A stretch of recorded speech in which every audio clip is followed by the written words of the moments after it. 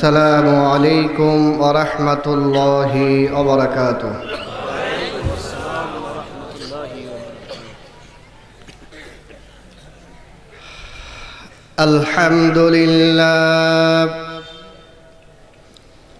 আলহামদুলিল্লাহি নাহমাদুহু ওয়া নাস্তাঈনুহু ونستغفره ونؤمن به ونتوكل عليه ونعوذ بالله من شرور أنفسنا ومن سيئات أعمالنا من يهده الله فلا مضل له ومن يضلله فلا هادي له ونشهد أن لا إله إلا الله وحده لا شريك له ونشهد أن سيدنا وحبيبنا ومولانا محمدًا عبده ورسوله الذي أرسله بالحق بشيرا ونذيرا وداعيا إلى الله بإذنه وسراجا منيرا فقد قال الله تبارك وتعالى في كلامه المجيد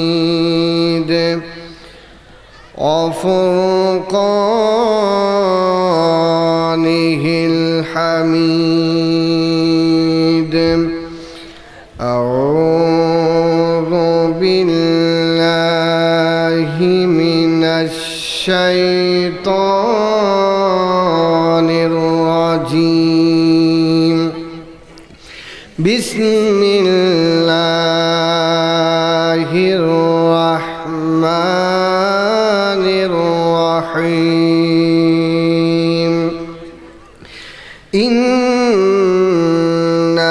عرضنا الأمانة على السماوات والأرض والجبال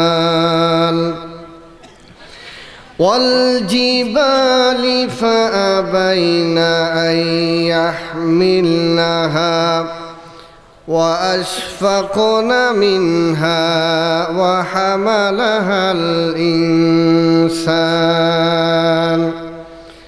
إنه كان ظلوما جهولا وقال سبحانه وتعالى إنا نحن نزلنا الذكر وإنا له لحافظون وقال رسول الله صلى الله عليه وسلم إن لله أهلين من الناس قالوا من هم يا رسول الله قال أهل القرآن هم أهل الله صدق الله مولانا العظيم وصدق رسوله النبي الكريم ونحن على ذلك لمن الشاهدين والشاكرين والحمد لله رب العالمين সকলেই মহব্বতে শহীদ দুরূদ ইব্রাহিম পাঠ করে নেব। আল্লাহুম্মা সাল্লি আলা মুহাম্মাদিন ওয়া আলা আলি মুহাম্মাদ কামা সাল্লাইতা আলা ইব্রাহিম ওয়া আলা আলি ইব্রাহিম ইন্নাকা হামিদুম মাজিদ। আল্লাহুম্মা বারিক আলা মুহাম্মাদিন ওয়া আলা আলি মুহাম্মাদ কামা বারাকতা আলা ইব্রাহিম ওয়া আলা আলি ইব্রাহিম ইন্নাকা হামিদুম মাজিদ। বালাগাল উলা বিকামালিহি কাশাফাল তুজা বিজামালিহি হাসনাত জামিউ খিসালিহি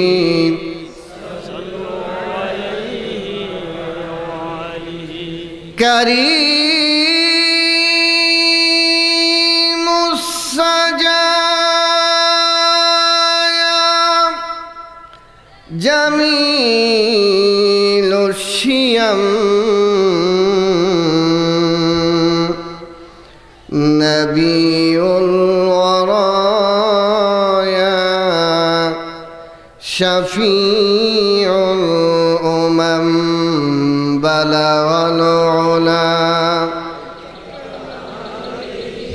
কাশাফাত দুজা বিজামালিহি হাসনাত জামিউ খিসালিহি সাল্লু আলাইহি ওয়া আলিহি। দারুন নাজাত ইসলামিয়া হাফিজিয়া ক্যাডেট মাদ্রাসা ও এতিমখানা কর্তৃক আয়োজিত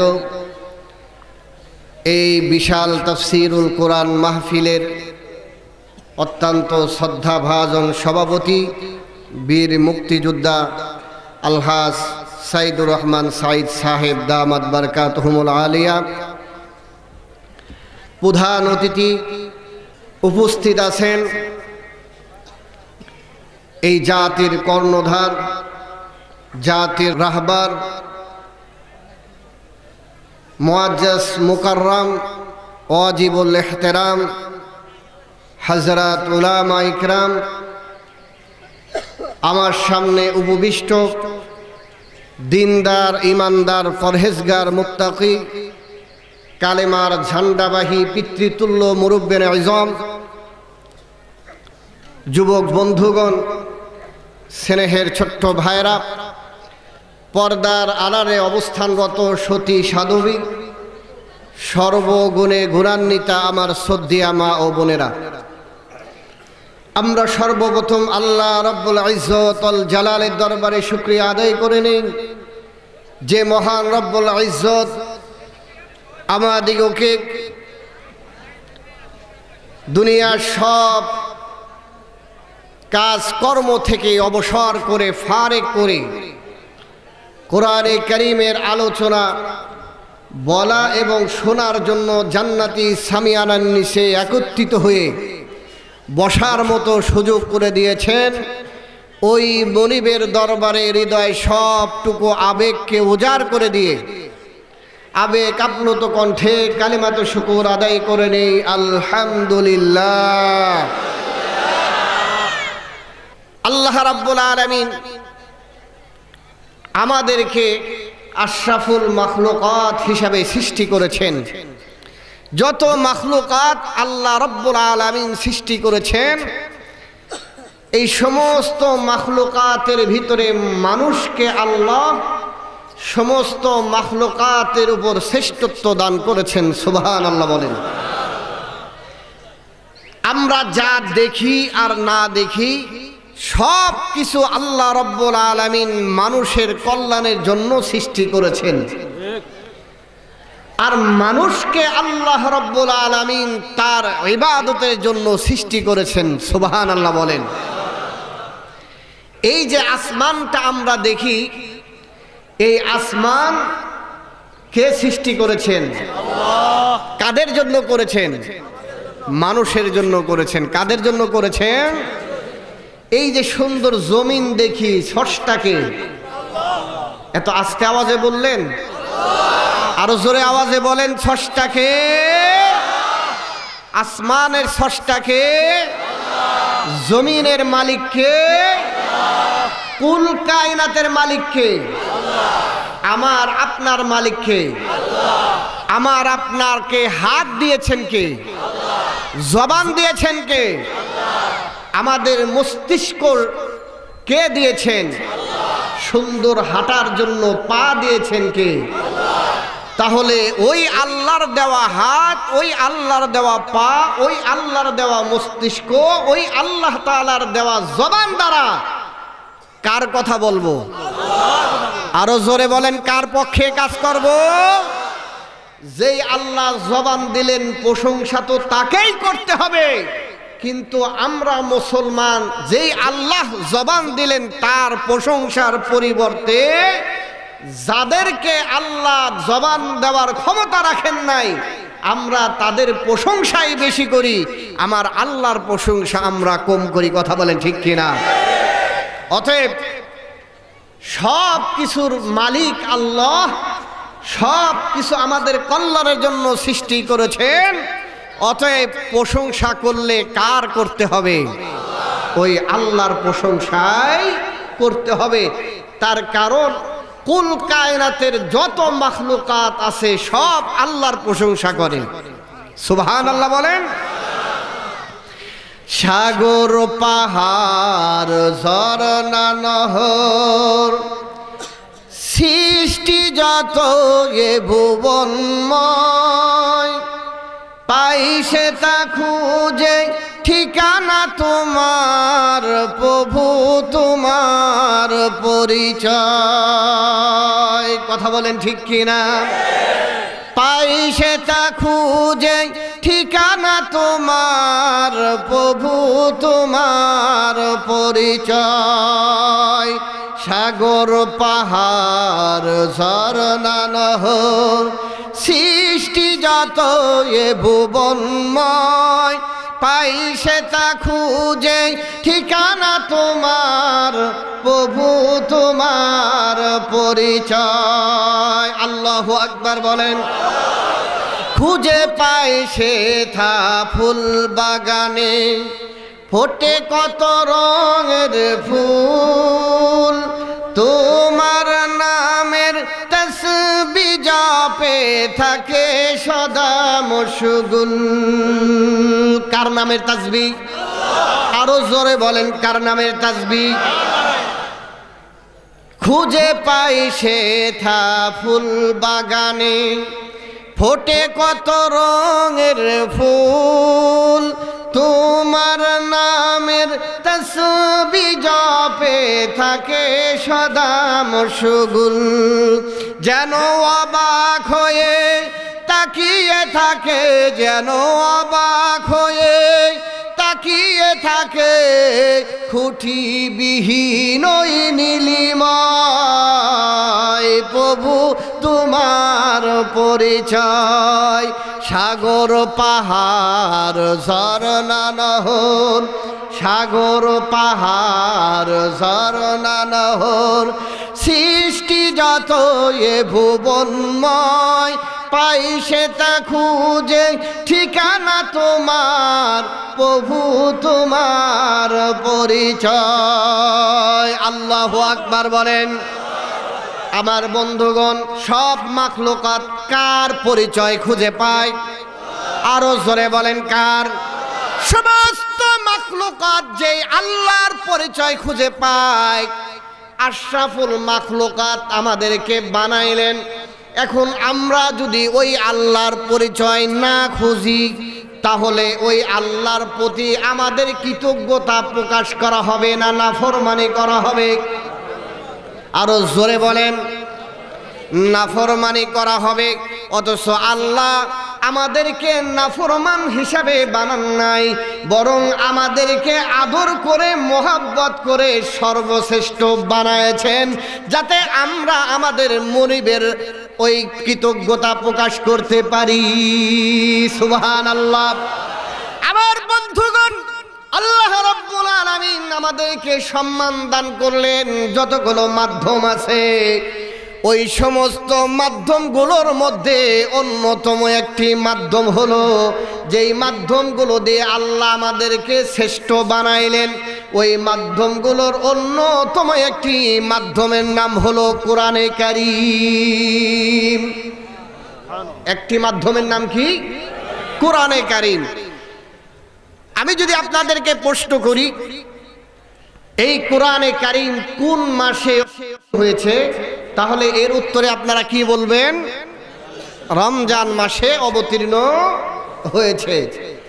এই রমজান মাসের কোন রাত্রে কোরআন অবতীর্ণ হয়েছে? লাইলাতুল কদর। এখন আপনাদের কাছে প্রশ্ন হলো, যেই মাসে আল্লাহ কোরআন নাজিল করলেন, এই মাসের মর্যাদা অন্য মাসে সমান না বেশি? কথা খুব ভালো করে বোঝেন। যেই মাসে আল্লাহ কোরআন নাজিল করলেন, ওই মাসে কোরআন অবতীর্ণ হওয়ার কারণে ওই মাসের মর্যাদা অন্য মাস থেকে আল্লাহ বৃদ্ধি করে দিয়েছেন। সুবহানাল্লাহ বলেন। ওই মাসের ভিতরে যেই রজনীতে আল্লাহ রাব্বুল আলামিন কোরআন নাজিল করলেন, ওই রজনীর দাম আল্লাহ রাব্বুল আলামিন অন্য সমস্ত রজনীর থেকে বৃদ্ধি করে দিয়েছে। আল্লাহ রাব্বুল আলামিন বলেন, ইন্না আনজালনাহু ফি লাইলাতিল কদর লাইলাতুল কদরি খায়রুম মিন আলফি শাহর। আল্লাহু আকবার বলেন। আল্লাহ রাব্বুল আলামিন কোরআন নাযিল করেছেন রমজান মাসে, আর এই রমজানের যেই রাত্রে কোরআন নাযিল করলেন, ওই রাত্রেতে কোরআনের মতো নিয়ামত নাযিল করার কারণে ওই মাসের ওই দিনের মর্যাদা, ওই রাত্রের মর্যাদা আল্লাহ রাব্বুল আলামিন হাজার মাস থেকে বৃদ্ধি করে দিয়েছে। সুবহানাল্লাহ বলেন। আমার বন্ধুগণ, তাহলে এখন আসেন, এই কোরআনের সাথে আমাদের সম্পর্ক করার দরকার আছে না নাই? আরো টুক আওয়াজ দিয়ে বলেন, দরকার আছে না নাই? কোরআনের সাথে সম্পর্ক গড়লে লাভটা কি? কোরআনের সাথে সম্পর্ক গড়লে আল্লাহ রাব্বুল আলামিন বলেন, কোরআনের সাথে সম্পর্ক গড়লে লাভটা হলো, রাব্বুল আলামিন বলেন, ইয়াসিন ওয়াল কুরআনিল হাকীম ইন্নাকা লামিনাল মুরসালিন। আল্লাহু আকবার বলেন। আল্লাহ রাব্বুল আলামিন বললেন, দুনিয়ার মানুষেরা, যেই কোরআন তোমাদেরকে শ্রেষ্ঠ জাতি রূপান্তরিত করে দিয়েছে, এই কোরআনের সাথে যদি তোমরা সম্পর্ক গড়তে পারো, এই কোরআন যেই মাসে নাজিল হওয়ার কারণে ওই মাসের দাম অন্য মাস থেকে বৃদ্ধি পেয়ে যায়, যে রাত্রে অবতীর্ণ হলো, ওই রাত্রে অবতীর্ণ হওয়ার কারণে ওই রাতের মর্যাদা বৃদ্ধি পেয়ে যায়, ঠিক তদ্রূপভাবে এই কোরআনটা তোমাদের উপর নাজিল হওয়ার কারণে যত মাখলুকাত আমি আল্লাহ সৃষ্টি করেছি, ওই মাখলুকাতের ভিতরে তোমাদের মর্যাদা এই কোরআন সব থেকে বৃদ্ধি করে দিয়েছে। অতএব এই কোরআনের সাথে যদি সম্পর্ক গড়তে পারো, কোরআন হলো জ্ঞানী কিতাব, বিজ্ঞানের কিতাব, জ্ঞানীময় কিতাব। এই কিতাব যেইভাবে জ্ঞানী, এই কিতাবের ভিতরে যেমনি ভাবে জ্ঞানে পরিপূর্ণতা ভরপুর রয়েছে, ঠিক তদ্রূপভাবে এই জ্ঞানী কিতাবের সাথে, জ্ঞান বিজ্ঞানে ভরপুর কিতাবের সাথে যে সম্পর্ক গড়বে, ওই মানুষদেরকেও আল্লাহ দুনিয়াতেও জ্ঞানী বানায় দিবেন, আখিরাতেও তাদেরকে জ্ঞানী বানায়া দিবে। আমার বন্ধুগণ, এই দুনিয়াতে এমন মানুষ অতিবাহিত হয়েছে, কোরআনের সাথে যাদের এমন গভীর সম্পর্ক ছিল, কোরআনের সাথে যাদের এমন আন্তরিকতা ছিল, কোরআনকে এত মোহাব্বত করত, এই কোরআনকে নিজেদের জীবনের প্রত্যেকটা কাজে কোরআন ফলো করার জন্য যারা রাত দিন মেহনত করেছেন, পরিশ্রম করেছেন, এমন মানুষদেরকে আল্লাহ রাব্বুল আলামিন দুনিয়াতেই জান্নাতের সুসংবাদ দিয়েছে। আমার বন্ধুগণ, এইরকম একজন কোরআনের প্রেমিক, এইরকম একজন কোরআনের প্রেমিকের কথা হযরত আশরাফ আলী থানভী রাহমাতুল্লাহি আলাইহি, হাকিমুল উম্মত আশরাফ আলী থানভী রাহমাতুল্লাহি আলাইহি উল্লেখ করেছেন। হযরতে আব্দুল্লাহ ইবনে মুবারক রাহমাতুল্লাহি আলাইহি জলিলুল কদর একজন মুহাদ্দিস ছিলেন। হযরতে আব্দুল্লাহ ইবনে মুবারক অনেক বড় মুহাদ্দিস ছিলেন।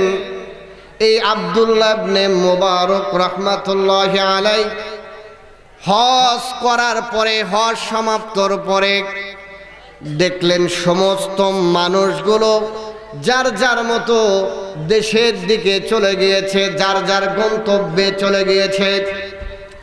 হযরত আব্দুল্লাহ ইবনে মুবারক বাইতুল্লাহর আশেপাশে তাকায় দেখেন কোনো মানুষ দেখা যায় না, কিন্তু একটি জায়গায় দেখা যায়, মনে হয় কোনো একটা বস্তু এখানে পড়ে রয়েছে। এই বস্তু নাকি এই জিনিসটা তাহকিক করার জন্য হযরতে আব্দুল্লাহ ইবনে মুবারক ওই বস্তুটার দিকে অগ্রসর হইলেন। অগ্রসর হয়ে হযরতে আব্দুল্লাহ ইবনে মুবারক দেখতে পান এই জায়গায় তো কোনো বস্তু নয়, এই জায়গায় কে যেন একটি চাদর মুড়ি দিয়ে শুয়ে রয়েছে।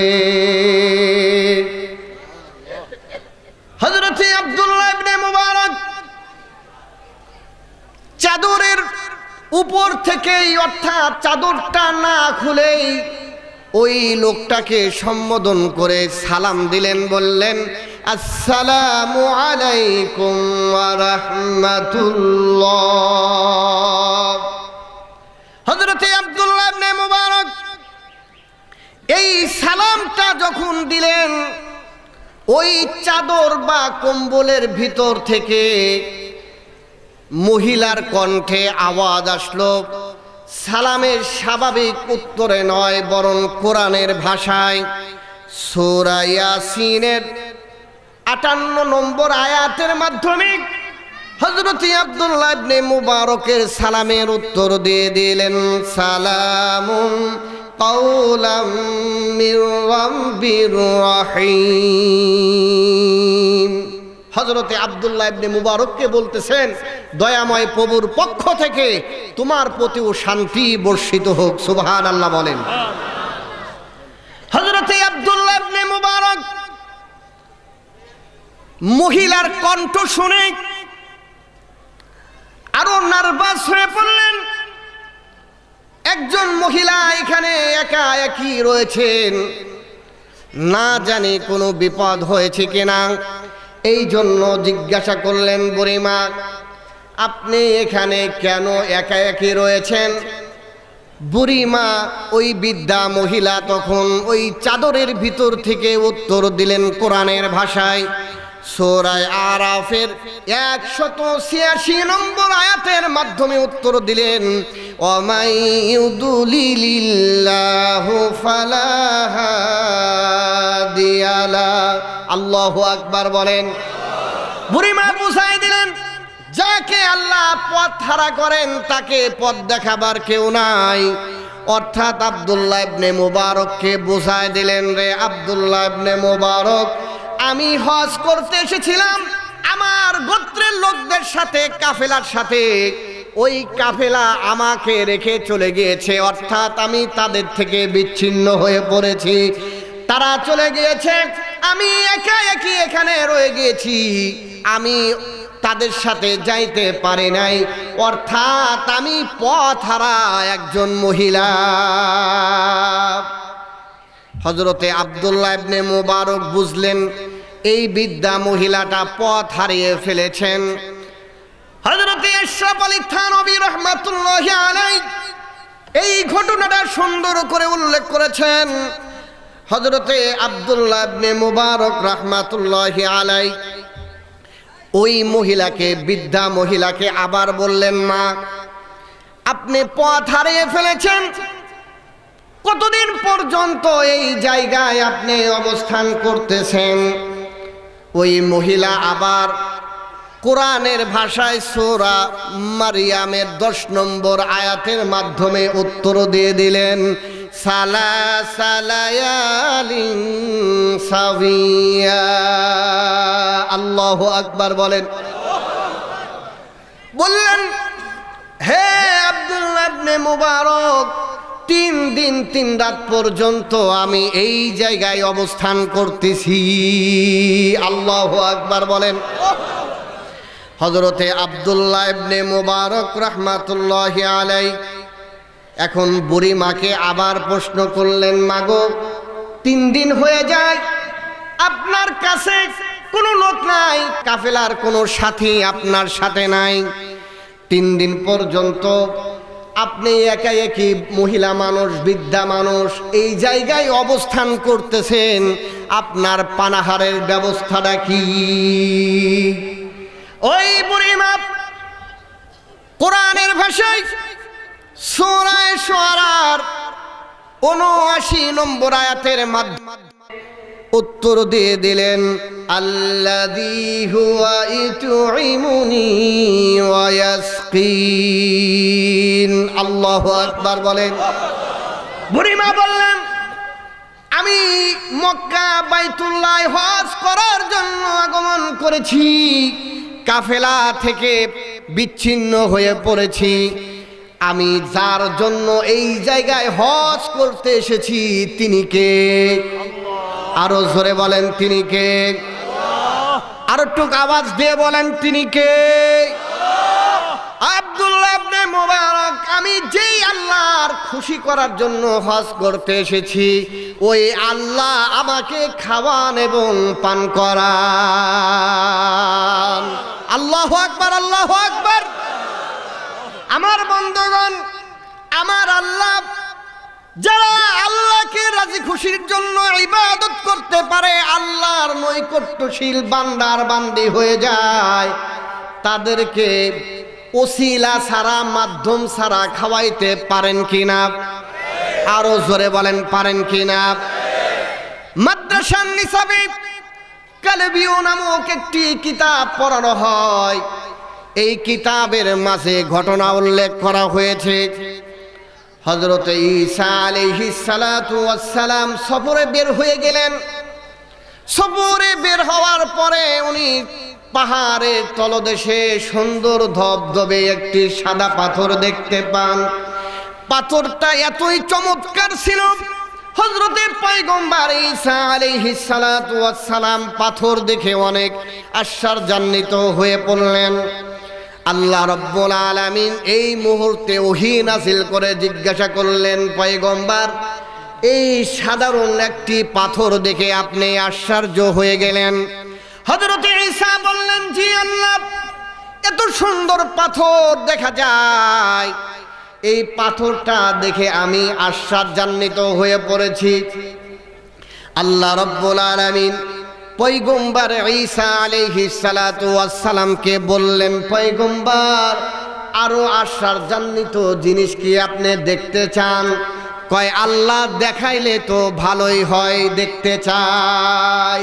আল্লাহ রাব্বুল আলামিন পয়গম্বরকে বললেন, আপনার হাতে যে একটা লাঠি রয়েছে, ওই লাঠি দিয়ে এই পাথরের উপর আঘাত করেন, তাহলে দেখতে পারবেন আরো আশ্চর্যের বস্তু। হযরতে ঈসা আলাইহিস সালাতু ওয়াস সালাম লাঠি দ্বারা ওই পাথরের উপর আঘাত করার সাথে সাথে ওই সুন্দর পাথরটা দ্বিখণ্ডিত হয়ে যায়। পাথরটা যখন দ্বিখণ্ডিত হয়ে গেল।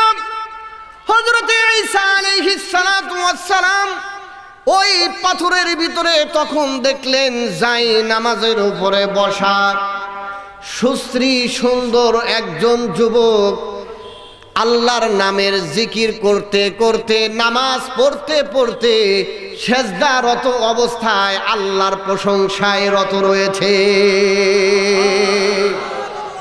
সুবহানাল্লাহ। এত আস্তে কইলেন, গুনাহ হবে নাকি? আপনাদের আওয়াজ মহিলারা শুনলে গুনাহ হবে? যে এত আস্তে সুবহানাল্লাহ বললেন, মনে হয় আপনাদের আওয়াজ মহিলারা শুনলে কি হয়? গুনাহ হয়। তাহলে এত আস্তে আওয়াজে বলেন, কি আরো জোরে আওয়াজ দিয়ে বলেন তো সুবহানাল্লাহ। আমার বন্ধুগণ, হযরত ঈসা একজন মানুষকে পাথরের ভিতরে নামাজ পড়তে দেখে আরো আশ্চর্যান্বিত হয়ে গেলেন। তার কারণ অক্সিজেন ছাড়া মানুষ বাঁচে? কথার উত্তর দিন, অক্সিজেন ছাড়া মানুষ বাঁচে? কোনদিন মানুষ আল্লাহ রাব্বুল আলামিন যদি পৃথিবীর ভিতরে সামান্য মুহূর্তের জন্য তার কুদরতি অক্সিজেন বন্ধ করে দেন, তামাম জগতের যত মাখলুকাত আছে মুহূর্তের ভিতরে সকলেই মরে শেষ হয়ে যাবে। কথা বলেন ঠিক না বেঠিক? ওই বন্ধুগণ আমার, দুনিয়ার অক্সিজেন কিনতে গেলে কত টাকা পয়সার দরকার হয়। আল্লাহর নিয়ামত অক্সিজেন আমরা অপরন্তভাবে বেহিসাব আমরা ব্যবহার করি। কোনোদিন কি ওই আল্লাহর অক্সিজেনের জন্য আমরা বিল পরিশোধ করেছি? আমার বন্ধুগণ, হযরতে ঈসা আল্লাহ রাব্বুল আলামিন আবার বললেন, পয়গম্বর পাথরের ভিতরে মানুষ দেখে তুমি আশ্চর্যান্বিত হয়ে পড়েছ। এইবার ওই লোকটাকে তুমি কিছু প্রশ্ন করো, উত্তর দিবে। হযরতে ঈসা ওই যুবকটাকে জিজ্ঞাসা করলেন, হে যুবক, তুমি এই জায়গায় কি করো? আমি এই জায়গার ভিতরে ইবাদত করি। পানাহার কি করো? খাওয়া দাওয়ার ব্যবস্থা রাখি। ওই যুবক তখন উত্তর দিল, যখন আমার ক্ষুধা অনুভব হয়, যখন আমার পিপাসা অনুভব হয়, তখন আমি আমার ওই আল্লাহর মধুর নামের জিকির শুরু করে দেই। সুবহানাল্লাহ, সুবহানাল্লাহ। আমি আমার আল্লাহর জিকির যদি শুরু করে দেই, আমার ক্ষুধা নিবারণ হয়ে যায়। আবার ইবাদত করি। আল্লাহু আকবার বলেন। যুবককে প্রশ্ন করা হলো, কতদিন পর্যন্ত তুমি এখানে ইবাদত করো? ওই যুবক উত্তর দিল, আমি এই জায়গায় একদিন নয়, 2 দিন নয়, 400 বছর পর্যন্ত এই পাথরের ভিতরে বসে বসে ইবাদত করি। আরো জোরে আল্লাহু আকবার। 400 বছর পর্যন্ত ইবাদত করো, তাহলে তো তুমি অনেক বড় বুজুর্গ, তুমি অনেক বড় আল্লাহওয়ালা, তোমার নেকি তো অনেক বেশি। 400 বছর পর্যন্ত পাথরের ভিতরে ইবাদত করে গুনাহ মুক্ত অবস্থায়, গুনাহ নাই। আমরা নামাজ পড়ি, রোজা রাখি, হজ করি, যাকাত করি, যাই করি না কেন, আমাদের হজ আমরা যারা করি অনেকের দেখা যাবে হজে যে মাশাআল্লাহ লোকটা গিয়েছে, তার হজের পুরাটাই সুদের উৎস থেকে অর্জন করা হয়েছে। কথা বলেন। বড় বড় লোক হজ করাটা ফ্যাশন বানায় নিয়েছে। না গেলে কেমন দেখা যায়, হজ করলো কিন্তু তার হজের অধিকাংশ টাকার আয়ের উৎস হলো সুদের ফান্ড থেকে। কথা বলেন, আরো জোরে বলেন। অধিকাংশ টাকার আয় হলো অন্যকে জুলুম করে, অত্যাচার করে, নির্যাতন করে ওই টাকা দিয়ে বাইতুল্লাহ গিয়ে হজ করে। ঘুষের টাকা দিয়ে বাইতুল্লাহ গিয়ে হজ করলো, তোমার কাছে মানুষ টাকা পায়, গরিবের হক নষ্ট করে, মিসকিনদের হক নষ্ট করে বাইতুল্লাহ গিয়ে হজ করো, তুমি ওই বাইতুল্লাহর কালো গিলাফ ধরেও যদি আল্লাহর কাছে দোয়া করো, তোমার ওই দোয়া তোমার মাথার উপরে উঠবে না। কথা বলে ঠিক না ঠিক? বন্ধুগণ আমার, বিরক্ত হইতেছেন আপনারা? চলবে তো? আমার বন্ধুগণ, হযরতে ঈসা ওই যুবকের কথা শুনে আশ্চর্যান্বিত হয়ে পড়লেন। 400 বছর ইবাদত করেন ওই যুবক এখন পয়গম্বর ঈসাকে বলতেছেন, আল্লাহর পয়গম্বর, আমি 400 বছর ইবাদত করি, এইটা নিয়ে আপনার আশ্চর্যান্বিত হওয়ার কোনো কারণ নাই। তার কারণ আমি এই পাথরের ভিতরে ইবাদত করি, মাঝে মাঝে আমার কানে একটি গায়বী আওয়াজ আসে। ওই গায়বী আওয়াজটা হলো, কে যেন আমাকে বলে, যুবক রে, তুমি ইবাদত করো, মনে করো তুমি অনেক বড় আবেদ, পরহেজগার, অনেক সওয়াবের মালিক তুমি, কিন্তু তুমি জেনে রাখো আখিরি জামানার পয়গম্বর যার উম্মতরা যদি আমি আল্লাহকে একটি রাত আমাকে রাজি আর খুশি করার জন্য ইবাদত করতে পারে, আমি আল্লাহ ওই আখিরি জামানার পয়গম্বর উম্মতদের তোমার 400 বছরের যে ইবাদত করে সওয়াব অর্জন করেছো তার থেকে বেশি তাদের আমলনামায় সওয়াব দিয়ে দেব। এরপরেও সুবহানাল্লাহর আওয়াজ, আরো জোরে করতে হবে। ইমানে ভাইরাস, ইমানের ভিতরে কি লাগছে? আরো জোরে বলেন, কি ইমানের ভিতরে? তার কারণ খাইও ফরমালিন, খাই কি আমরা যত ফলমূল খাই সব কি ফরমালিন যুক্ত। শরীরও যেরকম খারাপ হয়, সাথে সাথে আমাদের ইমানগুলো আস্তে আস্তে খারাপ হওয়া শুরু করেছে। কথা বলে ঠিক যাবে ঠিক? আমরা মুসলমান, কিন্তু মুসলমানদের ইমানের যে পাওয়ারটা থাকার দরকার ছিল, আমাদের মুসলমানদের ইমানের ওই পাওয়ার এখন আছে? আমাদের ইমানটা প্যারালাইসিস মার্কা ইমান হয়ে গিয়েছে। কথা বলেন ঠিক না ঠিক? প্যারালাইসিস মার্কা ইমান দিয়া, প্যারালাইসিস মার্কা একজন মানুষ যেমনি ভাবে সমাজে দাঁড়াইতে পারে না, চলতে পারে না, উঠতে পারে না, বসতে পারে না, ওই লোকটা তার হাজতের জন্য একাকী চলতে পারে না। এই প্যারালাইসিস মার্কা ইমান দিয়া আল্লাহর ওই দামি জান্নাতেও যাওয়া যাবে না। কথা বলেন ঠিক না ঠিক? এই জন্য এই ইমানকে শক্তিশালী করার দরকার আছে না নাই? আরো জোরে বলেন, দরকার আছে না নাই? প্যারালাইসিস মার্কা ইমান আমাদের যত বাড়বে, আমাদের উপর নাস্তিকদের আধিপত্য তত বেড়ে যাবে। কথা বলেন ঠিক না ঠিক? দিন দিন আমরা নাস্তিকদের আবির্ভাব বেশি দেখতেছি। কথা বলেন ঠিক না ঠিক? আমার বন্ধুগণ, আমাদের ইমান যদি শক্তিশালী হয়ে যায়, মজবুত হয়ে যায়, আমাদের ইমান আমল আর নারায়ে তাকবীরের স্লোগানে এই মুসলমানের দেশে গুটি কয়েক নাস্তিক যারা রয়েছে, ওরা পালানোর জন্য ইঁদুরের গর্ত খুঁজে পাবে না। কথা বলে ঠিক না ঠিক? আমার বন্ধুগণ, আমাদের খুব ভালো করে বুঝতে হবে, আমরা তো সাহাবায়ে কেরামের উত্তরসূরি। কথা বলেন, আমরা কাদের উত্তরসূরি? সাহাবায়ে কেরামের উত্তরসূরি। আমরা তো হযরতে ওমরের উত্তরসূরি। আল্লাহু আকবার বলেন। আমরা তো হযরতে আলীর উত্তরসূরি। আমরা হযরতে উসমান আবু বকরের উত্তরসূরি। কথা বলেন ঠিক না ঠিক? আমরা সালাউদ্দিন আইয়ুবীর উত্তরসূরি।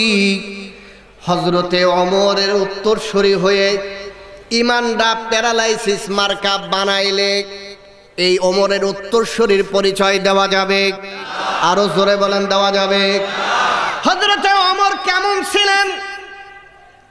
কোরআনে হাকিমের ভিতরে 16 নম্বর পারার ভিতরে ওই ঘটনাটা তুলে ধরা হয়েছে। হযরতে খিজির আলাইহিস সালাতু ওয়াস সালাম এবং হযরতে মূসা আলাইহিস সালাতু ওয়াস সালাম যখন সফরে বের হইলেন, ঘটনা বলা মাকসাদ না, আমার একটা পয়েন্ট আপনাদেরকে আমি বুঝায় দেই। হযরতে মূসা হযরতে খিজির আলাইহিস সালাতু ওয়াস সালাম থেকে কিছু শিক্ষা গ্রহণ করার জন্য তার ছাত্র সেজে সফর সঙ্গী হয়েছিলেন। যখন একটা গ্রামে গেলেন, ওই গ্রামের নামটা হলো ইনতাকিয়া। নামটা কি? ওই গ্রামটা হলো বর্তমান সিরিয়ার বর্ডার এলাকা ইনতাকিয়া। এই এলাকায় যখন হযরতে মূসা আর হযরতে খিজির আলাইহিস সালাতু ওয়াস সালাম যখন গেলেন, যাওয়ার পরে তারা ক্ষুধার্ত অবস্থায় ওই এলাকার মানুষজনের কাছে যখন খাবার চাইলেন, যখন কিছু আহারের জন্য ব্যবস্থা করার জন্য বললেন, তখন ওই মানুষগুলো কি উত্তর দিয়েছিল? কোরআনে হাকিমের সূরা কাহফের ৭৭ নম্বর আয়াতের ভিতরে আল্লাহ রাব্বুল আলামিন উত্তর দিয়ে দিয়েছেন। আল্লাহ রাব্বুল আলামিন ওই কথাটা কোরআনে হাকিমের ভিতরে কোট করে জাতির সামনে পেশ করেছেন। যখন তারা খাবার চেয়েছে, ওই জনগণ তখন বলেছিল ফাআবাউ আইয়ুদাইফুহুমা, তারা হযরতে মূসা এবং হযরতে খিজির আলাইহিস সালাতু ওয়াস সালামকে খাবার দিতে অস্বীকার করেছিল। এই কথাটা কোরআনে হাকিমের ভিতরে তুলে ধরা হলো যখন হযরতে খলিফাতুল মুসলিমিন আমিরুল মুমিনিন ওমর খলিফায় নিযুক্ত হলেন। হযরতে ওমর যখন খলিফাতের মসনদে আদিষ্ঠিত হলেন, ওই ইনতাকিয়ার জনগণ ইসলাম গ্রহণ করলো। ওই লোকজন দেখলো যে আমাদের এলাকার নামে, আমাদের সমাজের নামে, আমাদের অঞ্চলের নামে কোরআনে একটু বদনাম আছে। সেই বদনামটা হলো আমাদের এলাকায় দুইজন জলিলুল কদর, একজন পয়গম্বর আর একজন আল্লাহর অনেক বড় ওলি আসছে, খাবার চেয়েছে, আমাদের এলাকার মানুষ খাবার দেয় নাই। এই কথাটা কোরআনে তুলে ধরা হয়েছে। আর কিয়ামত পর্যন্ত আমাদের এলাকার কথা মানুষ জানবে, ওই এলাকার মানুষ পয়গম্বরদেরও খাবার। এটা গুণ না দোষ?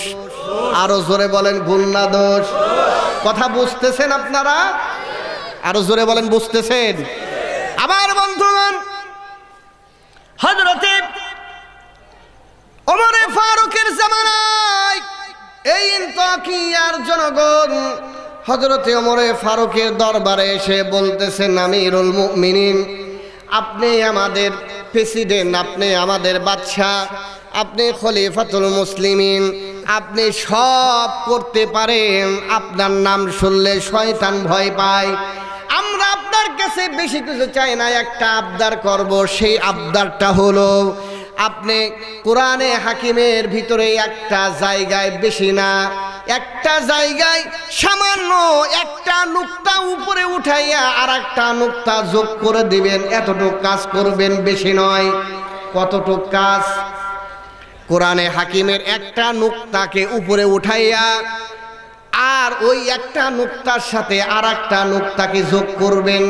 তার মানে আমি আপনাদের বোঝায় দেই, ফাআবাউ, ফাআবাউ অর্থ হলো তারা অস্বীকার করলো, খাবার দিতে কি করলো? অস্বীকার করলো। আমিরুল মুমিনিন, আপনি এই বায়ের যে নুক্তাটা আছে, এই বায়ের নুক্তাটা উপরে উঠায় দেন। উঠায় দিলে এখন কি হবে? ফাআনাও হবে। কি হবে? ফাআনাও হবে। এই নুক্তাটার সাথে আরেকটা নুক্তা যোগ করে দেন, এখন ফাআতাও হবে। কি হবে? আগে ছিল ফাআবাও, এখন এই নুক্তাটা উপরে উঠাইয়া আরেকটা নুক্তা যোগ করলে কি হবে? ফাআতাও। আগের অর্থটা ছিল খাবার দিতে তারা অস্বীকার করেছে, আর উপরে দুইটা নুক্তা দিলে অর্থ হবে ওই জনগণের কাছে যখন খাবার চেয়েছে, জনগণ আপনার পাতিল ভরে, জনগণ আপনার খাবারের খামচা ভরে ভরে ওই দুইজনকে মেহমানদারি করায়ছিল। তাহলে এখন এই জিনিসটা তাদের জন্য সম্মানের হয়ে যায়, আর আগের অর্থটা তাদের জন্য কি হয়ে যায়? অসম্মানের হয়ে যায়। আগে ছিল ফাআবাউ, নুক্তা উপরে উঠাই দিলে এখন কি হয়ে যায়? ফাআতাও। অর্থাৎ তারা খাবার দাবার নিয়ে হযরতে মূসা আর হযরতে খিজিরের কি করছে? মেহমানদারি করেছে। বুদ্ধিজীবী কি আমাদের থেকে কম না বেশি? আরো জোরে বলেন। আমাদের জামানায় কিছু টাকুয়া বুদ্ধিজীবী পাওয়া যায় না? আরে কথা বলেন না কেন আপনারা? আমাদের জামানায় কিছু মাথায় ছাদ, ফুটবল খেলার মাঠ আছে না নাই? এরকম কিছু বুদ্ধিজীবী আমাদের সমাজে ব্যাঙের ছাতার মতো গজিয়ে উঠছে।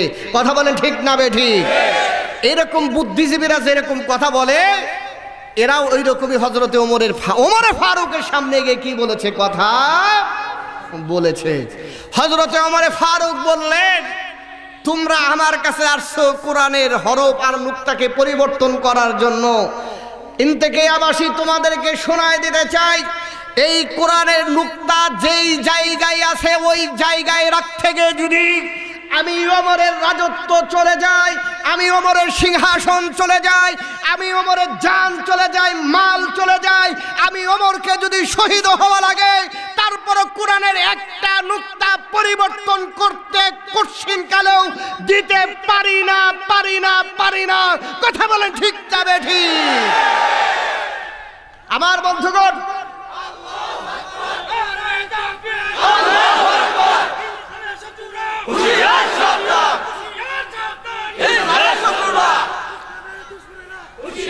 আমার বন্ধুগণ, খুব ভালো করে আমাদের বুঝতে হবে, আমাদের সমাজে শুধু নুক্তা নয়, কোরআনের আয়াতের পর আয়াত, পৃষ্ঠার পর পৃষ্ঠা, রুকুর পর রুকু, সূরার পরে সূরা পরিবর্তন করার জন্য কিছু নাস্তিক মাঝে মাঝে আমাদের ঈমান পরীক্ষা করার জন্য মাঝে মাঝে একটু করে আমাদের টুকা দেয়। কথা বলেন ঠিক না বেঠিক? ঈমান যদি প্যারালাইসিস মার্কা হয়, তখন নাস্তিকরা টুকা দিয়ে দেখবে, পরীক্ষা নিয়ে দেখবে, এদেরকে যদি কোরআনের একটা নুক্তা কেন গোটা কোরআনও যদি পরিবর্তন করা হয়, এই প্যারালাইসিস মার্কা ঈমানদাররা আমাদের বিরুদ্ধে কিছু বলবে না। কথা বলেন ঠিক না বেঠিক?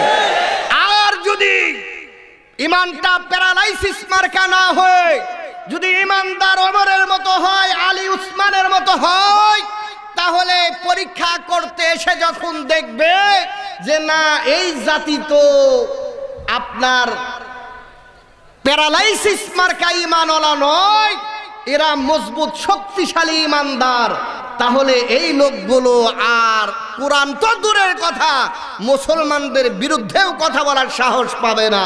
কথা বলেন ঠিক না বেঠিক? আমার বন্ধুগণ, মাঝে মাঝে আপনাদেরকে ঈমানের পরীক্ষা নেওয়া হয়, মানুষ আপনাদেরকে ঈমানের পরীক্ষা নেন, এই ঈমানের পরীক্ষায় ফেল করবেন না পাস করবেন? আরো জোরে বলেন, ফেল করবেন না পাস করবেন? আপনারা হয়তো দেখেছেন, আজকের পত্রিকায় এসেছে, সুযোগ পাইলেই রাষ্ট্র ধর্ম থেকে ইসলামকে বাতিল করা হবে। পত্রিকার আজকের পত্রিকায় এই খবরটা আপনারা পেয়েছেন কিনা? কে যে দল করেন, আমি কোনো রাজনৈতিক কথা এখানে বলবো না, আর রাজনৈতিক কথা আমি ওয়াজে বলিও না, আপনারা আমাকে ভালো করে চেনেন। কথা বলেন ঠিক না বেঠিক? কিন্তু মনে রাখতে হবে মুসলমানেরা, ইসলামের বিরুদ্ধে যেই কথা বলবে, সে আমার বাপ হোক আর আমার দাদা হোক, আমার দলের লোক হোক, আমার হুজুর হোক, আমরা ওইটা চিনি না। যখন কোরআন হাদিস ইসলামের বিরুদ্ধে কথা বলবে, ওই আল্লাহর দুশমন, নবীর দুশমন, ওর সাথে আমাদের কোনো সম্পর্ক থাকতে পারে না। কথা বলে ঠিক না বেঠিক?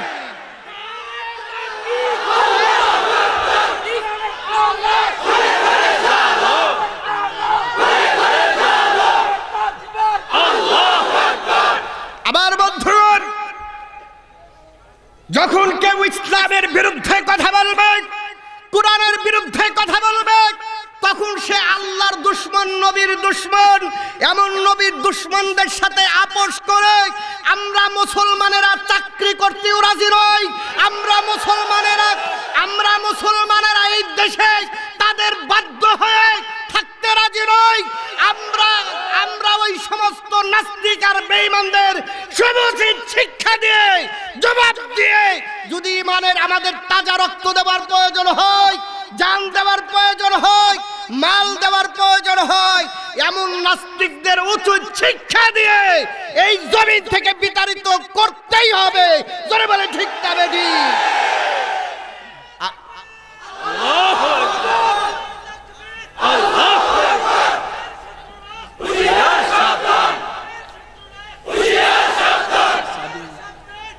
আমার বন্ধুগণ, কেউ রাগ করলে, বিরক্ত হলে ইসলামের পক্ষের কথা আমরা কি বলবো না ছেড়ে দেব? আরো জোরে বলেন, বলবো না ছেড়ে দেব? তার কারণ চাকরির ভয় করে কথা বলার অভ্যাস আগেও ছিল না, এখনো নাই, ভবিষ্যতেও যেন না থাকে। সবাই বলেন আল্লাহুম্মা আমিন। কি হবে আলেম হয়ে ইমাম সেজে সমাজেতে, পারো যদি সত্য কথা উচ্চ স্বরে না বলিতে। কথা বলেন ঠিক না বেঠিক? কি হবে আলেম হয়ে ইমাম সেজে সমাজেতে, পারো যদি সত্য কথা উচ্চ স্বরে না বলিতে। চাকরির ভয় করো যদি, ছেড়ে দাও ওই নাগদি। কথা বলেন, চাকরির ভয় করো যদি, ছেড়ে দাও ওই নাগদি। কি হবে ধোঁকা দিয়ে আল্লাহকে, কি হবে ধোঁকা দিয়ে আল্লাহকে। কি হবে বেঁচে থেকে অযথা বিদ্যা শিখে, যদি না গড়তে পারি শোষণবিহীন সমাজটাকে। কথা বলে ঠিক না বেঠিক? কি হবে ছাত্র সেজে চুমু খেয়ে সদতখানা, যদি হয় বিদ্যালয়টা পতিতাদের আড্ডাখানা। কথা বলেন ঠিক না বেঠিক? কি হবে ছাত্র সেজে চুমু খেয়ে সনদখানা, যদি হয় বিদ্যালয়টা পতিতাদের আড্ডাখানা। এর সে মরাই ভালো, দেশ ছেড়ে যাওয়াই ভালো। কথা বলেন ঠিক না বেঠিক? মিথ্যা বললাম না ঠিক বললাম? যদি বিশ্বাস না হয় বিকাল বেলায় আপনারা ওই সমস্ত জায়গাগুলোতে ঘুরে আইসেন, তারপর আইসা রিপোর্ট দিয়ে, হুজুর আপনি যা বলছেন মিথ্যা, জিন্দিগিতে এই ব্যাপারে কোনোদিন কথা বলবো না। কথা বলেন ঠিক না? কি হবে ছাত্র সেজে চুমু খেয়ে সনদখানা, যদি হয় বিদ্যালয়টা পতিতাদের আড্ডাখানা। এর সে মরাই ভালো, দেশ ছেড়ে যাওয়াই ভালো। কি হবে ধোঁকা দিয়ে বিবেকটাকে, কি হবে বেঁচে থেকে অযথা বিদ্যা শিখে, যদি না গড়তে পারি শোষণবিহীন সমাজটাকে। কথা বলেন ঠিক না বেঠিক? আমার বন্ধুগণ, কিছু মানুষ কিছু একটু যদি পদোন্নতি হয়, মনে করে মই কি হনুরে। কথা বলেন, তখন পার নিচে মনে হয় আর মাটি থাকে না, আসমান দিয়ে উঠতে চায়। এইরকম উঠতে গিয়ে এক নাস্তিক সব হারাইছে না? আরো জোরে বলে সব হারাইছে না? আমি কি রাজনীতি করতেছি নাকি? রাজনৈতিক কথাবার্তা বলতেছি? রাজনৈতিক না, আমরা বলতে চাই তার নামটা নিলাম না, প্রয়োজন বলে তার নাম কেন, তার বিরুদ্ধে যা করার আমরা সবই করতে প্রস্তুত আছি। কথা বলেন, আমরা বলে দিতে চাই মুসলমানদের ঈমান পরীক্ষা করা আর আগুনে হাত দেওয়া সমান কথা। আরো জোরে বলেন, মুসলমানদের ঈমানের পরীক্ষা নেওয়ার আগুনে হাত দেওয়া সমান কথা। এখনো এই বাংলার জমিনে শাইখুল হাদিস আল্লামা আজিজুল হকের উত্তরসূরি রয়েছে। এখনো এই বাংলার জমিনে হাফিজ হুজুরের উত্তরসূরিরা রয়েছে। এখনো এই বাংলার জমিনে শামসুল হক ফরিদপুরের উত্তরসূরি রয়েছে। এখনো এই জমিনে হযরতে মুফতি ফজলুল হক আমিনের উত্তরসূরি রয়েছে। এখনো এই জমিনে মরহুম ফয়জুল করিম রাহমাতুল্লাহি আলাইহির উত্তরসূরি রয়েছে। যদি তোমরা ইসলামের বিরুদ্ধে কোনো কাজ করো, কোনো সিদ্ধান্ত নাও, এই মুসলমানেরা বুকের তাজা রক্ত জমিনে ঢেলে দেয়, মুসলমানরা তোমাদের প্রতিবাদ করবেই। কথা বলো ঠিক না বেঠিক?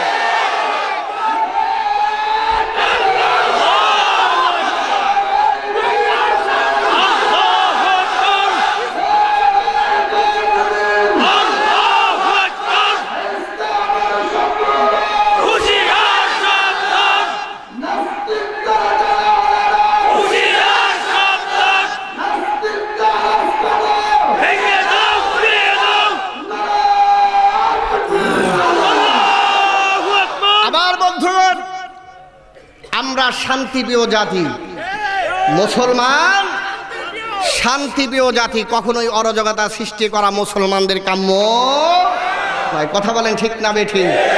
এই জন্য আমার বন্ধুগণ, আমাদের খুব সতর্কতার সাথে আমাদের চোখ কান খোলা রেখে আমাদের পদক্ষেপ গ্রহণ করতে।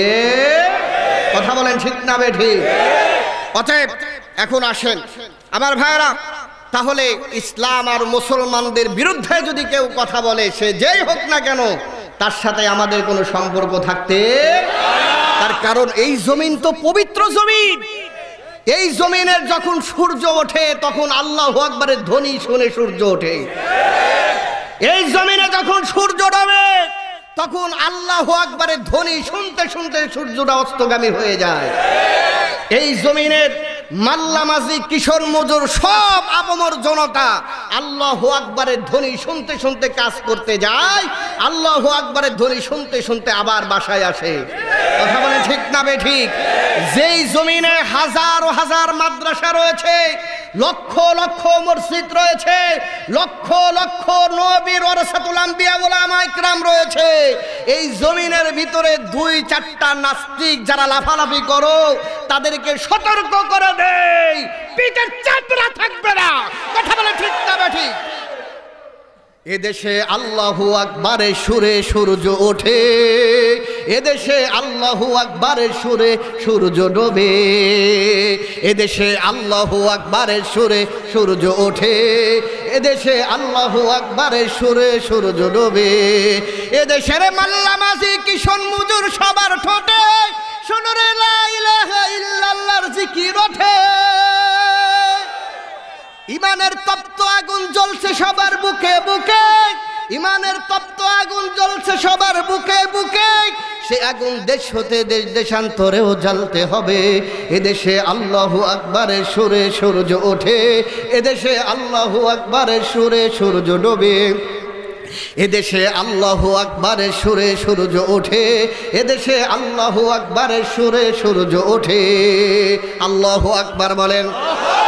সূরা ফাজরের ভিতরে আল্লাহ রাব্বুল আলামিন এই সমস্ত বেঈমানদেরকে শিক্ষা নেওয়ার জন্য আল্লাহ রাব্বুল আলামিন সূরা ফাজরের ভিতরে ঘটনাটা তুলে ধরে বলেছেন, আলাম তারা কাইফা ফাআলা রাব্বুকা বিআদ ইরামা যাতিল ইমাদ আল্লাতী লাম ইখলাক মিসলুহা ফিল বিলাদ ওয়া সামুদ আল্লাযীনা জাবুস সাখরা বিল ওয়াদ وفرعون ذي الأوتاد। আল্লাহু আকবার বলেন। সূরা আল ফাজরের 6 নম্বর আয়াত থেকে 10 নম্বর আয়াত পর্যন্ত আল্লাহ এমন বেঈমান কাফের মুশরিক মুনাফিক নাস্তিকদের শিক্ষা নেওয়ার জন্য বলে দিয়েছেন। আল্লাহ রাব্বুল আলামিন বলেন, আলাম তারা কাইফা ফাআলা রাব্বুকা বিআদ। এই বেঈমানের জাতি, তোরা কি জানোস না, দেখোস নাই এই আসমান আর জমিনের স্রষ্টা ওই আদ জাতির সাথে কেমন আচরণ করেছে? তোমরা কি জানো না, দেখো না? এরপরে বলেছেন ইরামা যাতিল ইমাদ, ইরাম জাতি যারা বিশাল বিশাল অট্টালিকা বানাইতো, বালাখানা বানাইতো, যাদের মতো আল্লাতী লাম ইখলাক মিসলুহা ফিল বিলাদ, যাদের মতো বড় বড় বালাখানা কেউ বানাইতে পারে নাই, এমন বড় বড় যারা বালাখানা বানাইতো তাদের সাথে কেমন আচরণ ওই আল্লাহ করেছে তোমরা কি জানো না? ও সামুদ আল্লাযীনা জাবুস সাখরা বিল ওয়াদ, আরেক জাতি হলো সামুদ জাতি। এই সামুদ জাতির সাথে আল্লাহ রাব্বুল আলামিন কি আচরণ করেছে? যারা পাহাড়ের পাথর কেটে কেটে ঘর বানাইতো, তার মানে তারা শক্তিতে কম না বেশি ছিল? আরো আওয়াজ দিয়ে বলেন, শক্তিতে বেশি ছিল না কম ছিল? এত বিশাল বিশাল শক্তির অধিকারী ছিল। ফিরআউনা যিল আওতাদ, আর ওই ফিরআউন যাকে যিল আওতাদ বলা হতো, অর্থাৎ যিল আওতাদ কেন বলা হয়? তাফসীরে মাযহারের ভিতরে উল্লেখ করা হয়েছে এই যিল আওতাদের ব্যাখ্যায়, অর্থাৎ সে তো আনা রব্বুকুমুল আলা বলেছিল, আমি সব থেকে বড় রব, আল্লাহর কথা চলবে না, আমি ফিরআউনের কথা চলবে। এই কথা যখন সে ঘোষণা দিয়েছিল, কেউ যদি ওই ফিরআউনের বিরুদ্ধে চারণ করত, অর্থাৎ আল্লাহর পরিচয় যারা মানত, লা ইলাহা ইল্লাল্লাহ যারা স্বীকার করত, তাদেরকে ধরে ধরে কাঠের সাথে প্যারাক মেরে মেরে, 4 হাত পায়ের ভিতরে প্যারাক মেরে মেরে রৌদ্রের ভিতরে তাদেরকে নির্যাতন করা হতো। নাউজুবিল্লাহ বলেন। আমার বন্ধুগণ, এই জায়গায় একটা ঘটনা উল্লেখ করা হয়েছে। ফিরআউনের একজন বাবুর্চি ছিল যার নাম হিজকিল। ওই বাবরসিও মুসলমান ছিল, ওই বাবরসির স্ত্রীর নাম ছিল মুশাইকা, সেও মুসলমান ছিল। তাফসীরে মাযহারের ভিতরে উল্লেখ করা হয়েছে 100 বছর পর্যন্ত ফিরাউন থেকে তারা তাদের ঈমানকে গোপন রেখেছিলেন। সুবহানাল্লাহ বলেন। আমার বন্ধুগণ, 100 বছর পরে ফিরাউনের একজন মেয়ে ছিল, যেই মেয়ের চুল, আপনার চুলটা যত্ন করার দায়িত্ব ছিল ওই বাবরসির স্ত্রী অর্থাৎ মুশাইকা। এই মুশাইকার দায়িত্ব ছিল আপনার তার পরিচর্যা করবে, চুলটা আশ্রয় দিবে। এই পরিচর্যা দীর্ঘদিন করতেছেন। এমন সময় একদিন চুলের যত্ন নিতে গিয়ে যখন ওই চিরুনিটা হাত থেকে জমিনে পড়ে যায়, জমিনে পড়ে যাওয়ার সাথে সাথে সে অটোমেটিক তার জবান দিয়ে সুবহানাল্লাহ উচ্চারিত করেছে। আর এক বর্ণনায় রয়েছে লা ইলাহা ইল্লাল্লাহ বলেছে। এই কথা শোনার সাথে সাথে ফিরাউনের কন্যা মেয়ে বলতেছে, কি দাসী তুমি আবার লা ইলাহা ইল্লাল্লাহ পাঠ করছো? তার মানে আমি জানি আমার বাপ তো হলো আল্লাহ, সে ছাড়া কোনো ইলা নাই, মাবুদ নাই। তুমি দেখি আর এক আল্লাহর কথা বলো, এ আবার কোন আল্লাহ? ফিরাউনের ওই দাসী বলতেছে, আমি যেই আল্লাহর মানি সেই আল্লাহই হলো একমাত্র আল্লাহ, ওই আল্লাহ ছাড়া তোমার বাপকে আমি ইলা রূপে মানতে পারি না। সুবহানাল্লাহ বলেন। আমার বন্ধুগণ, বিরক্ত হইতেছেন আপনারা? রাগ করতেছেন আপনারা? চলবে না থামবে? আরো জোরে বলেন। আমার বন্ধুগণ, আমার বন্ধুগণ খুব ভালো করে শুনেন। ওই ফিরাউনের দাসীকে ওই কন্যাটা বাবার দরবারে উপস্থিত করলো। বাবা, আমরা জানি তুমি ছাড়া কোনো ইলা নাই, এখন দেখি আর একজন ইলার কথা আমাদের দাসী বলে। ফিরাউনের মাথায় তো এখন আপনার রক্ত উঠে গিয়েছে। কয় দাসীকে ডাক দাও। দাসীকে ডাক দেওয়া হলো। ওই দাসীকে ফিরাউন জিজ্ঞাসা করে, তোমার আবার ইলাকে? আমি ছাড়াও কি তোমার কোনো ইলা রয়েছে নাকি? কয় হ্যাঁ আছে। দাসী বললেন, ওই ইলা হলো যিনি আসমান জমিনের স্রষ্টা, কুল কায়নাতের স্রষ্টা, তিনি হলেন আমার ইলা। সুবহানাল্লাহ। ফিরাউন বলে, এইগুলোর তো আমি স্রষ্টা। দাসীও মুসলমান, মুসলমানরা তো বেয়াকুব হয় না, মুসলমানরা জ্ঞানী হয়। আল্লাহু আকবার বলেন। ওই দাসী বলতেছে, আচ্ছা তুমি যদি সব কিছুর স্রষ্টা হও, তাহলে ওই সূর্যটাকে পূর্ব দিক থেকে না উঠাইয়া পশ্চিম দিক থেকে উঠানোর ব্যবস্থা করে দাও। ফিরাউন ফাবুহিতাল্লাযী কাফার, হতভম্ব হয়ে গেল, কোনো উত্তর দিতে পারে না। কিন্তু এখন যেহেতু রাজত্বের একটা ক্ষমতার একটা গরম আছে না নাই? আরো জোরে বলেন, আছে না নাই? সত্য হলেও ঠিক, মিথ্যা হলেও ঠিক, কথা বলেন ঠিক না বেঠিক? মনে যেটা চাবে ওইটাই ঠিক, হাজারো সত্য হলে ওইটা মানি না, কথা বলেন ঠিক না বেঠিক? এই জন্য ফিরাউন না বলতেছে, না তোমার কথা মানা যাবে না, তোমাকে নির্যাতন করা হবে, অত্যাচারের স্টিম রোলার চালিয়ে দেওয়া হবে, তোমার সিদ্ধান্ত থেকে ফেরত আসো, ফিরে আসো। ওই দাসী বলতেছে, ফিরাউন তুমি মনে করেছো তোমার এমন হুঙ্কারে আমি আমার ঈমান থেকে ফিরে আসব? আমার জান যাইতে পারে, আমার সব কিছু শেষ হয়ে যাইতে পারে, কিন্তু আমি আমার আল্লাহর প্রতি ঈমান যা আনেছি ওই ঈমান থেকে আমি বিরত থাকতে পারি না। আল্লাহু আকবার বলেন। আমার বন্ধুগণ, এইবার ফিরাউন বলতেছে, জল্লাদকে ডাক দাও। জল্লাদকে ডাকা হলো। এক বর্ণনায় এসেছে, একটা ডেগের ভিতরে তোল গরম করা হলো। তোলকে যখন উত্তপ্ত করা হলো, ওই বান্দির দুইটা কন্যা ছিল। একটি কন্যা ছিল দুধের শিশু, আর একটি কন্যার 7-8 বছর বয়স হবে। ওই বড় কন্যাটাকে ফিরাউন ধইরা বলতেছে, যদি ঈমান না ছাড়ো তাহলে তোমার কন্যাকে ওই আগুনের তেলের ভিতরে ফেলে দেওয়া হবে। ওই মহিলা উত্তর দিল, দাসী উত্তর দিল, কেমন ঈমানওয়ালা, খুব ভালো করে বলছেন, কেমন ঈমানদার মহিলা।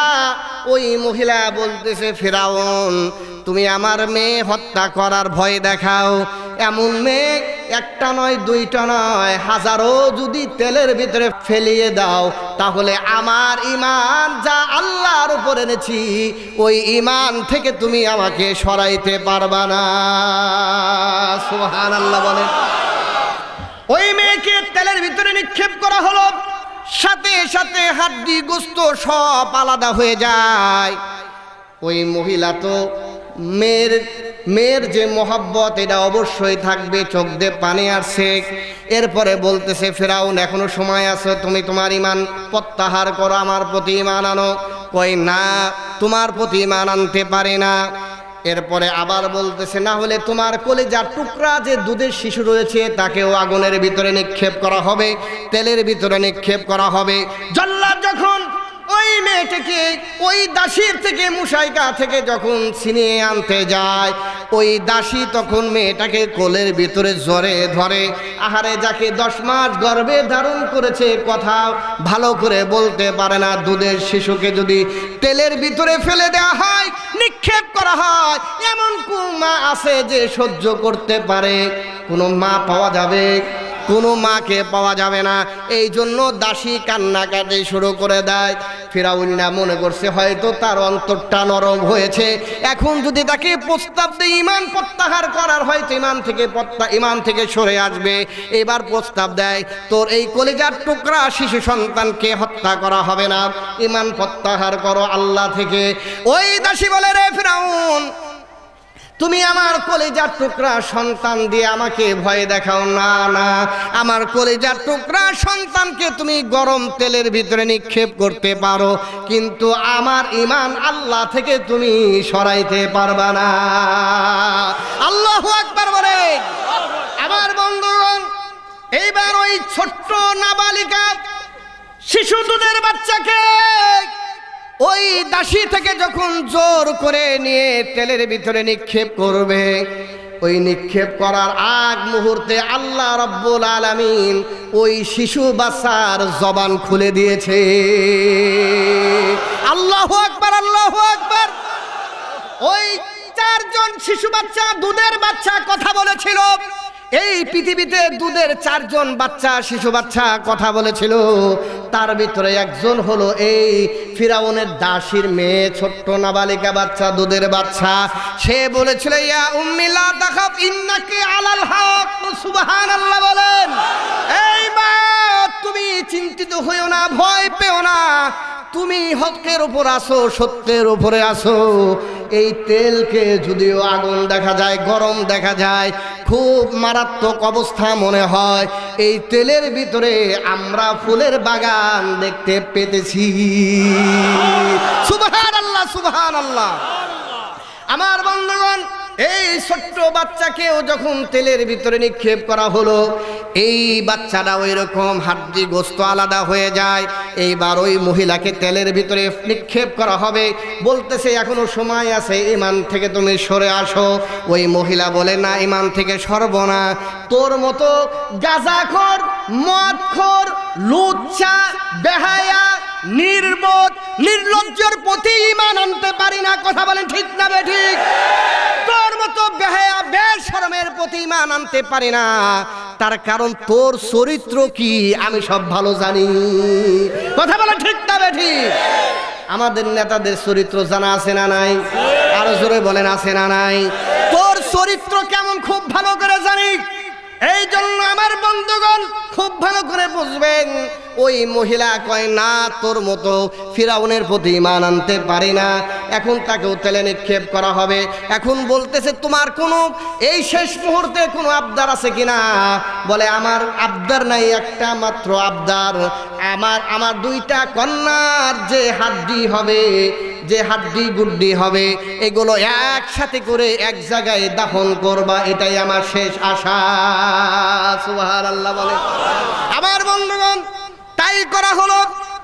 এক জায়গায় করে এক জায়গায় দাফন করা হলো।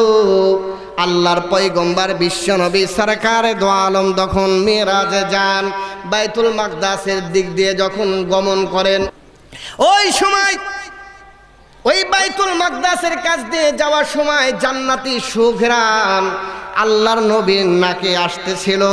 এমন সময় আল্লাহর পয়গম্বর জিবরিলকে জিজ্ঞাসা করলেন, এই জায়গায় জান্নাতি ঘিরান আসে কেন? তখন আল্লাহর ফেরেশতা হযরতে জিবরিল বললেন, ইয়া রাসূলুল্লাহ, এমন একটা সময় গিয়েছে, ফিরাউনের রাজত্বের সময় একজন দাসী তার ইমানের জন্য কলিজার টুকরা দুইটা সন্তান হারিয়েছে, নিজের জীবনকেও বিলিয়ে দিয়েছে। তাদের ওই হাড্ডি গুড্ডি একসাথে করে এক জায়গায় দাফন করা হয়েছে। এত অত্যাচার জুলুম করেও তাদেরকে ঈমান থেকে দূরে সরানো যায় না। আল্লাহু আকবার বলেন। আমার বন্ধুগণ, ওই রকম মুসলমান আমাদের বর্তমান দরকার আছে না নাই? আরো জোরে বলেন, দরকার আছে না নাই?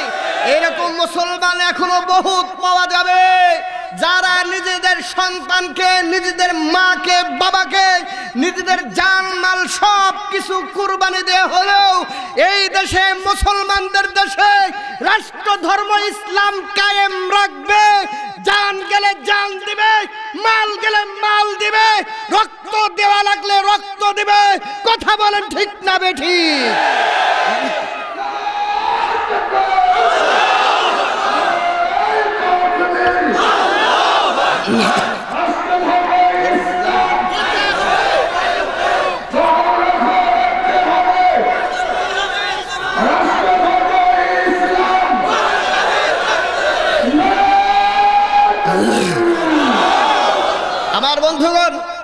আমার বন্ধুগণ, আমি বলতেছিলাম কোরআনের সাথে সম্পর্ক করার দরকার আছে না নাই?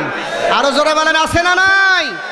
আমার বন্ধুগণ, হযরতে আব্দুল্লাহ ইবনে মুবারক রাহমাতুল্লাহি আলাইহি ওই মহিলাকে বললেন, বুড়িমা, আপনি তো অনেক দিন হয়ে যায় এখানে আছেন, খাবার দাবারের ব্যবস্থা কি যেন আছে, জানি না আপনি কি খেয়েছেন কি না খেয়েছেন, আমার কাছে কিছু খাবার আছে, মেহেরবানি করে এই খাবারগুলো গ্রহণ করে নেন।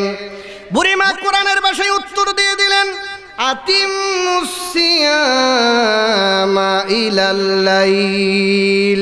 সূরা বাকারার 187 নম্বর আয়াতের মাধ্যমে উত্তর দিলেন, তোমরা রোজাকে রাত্র পর্যন্ত পূর্ণ করো। তার মানে বুঝায় দিলেন কোরআনের ভাষায়, আমি রোজাদার। সুবহানাল্লাহ বলেন।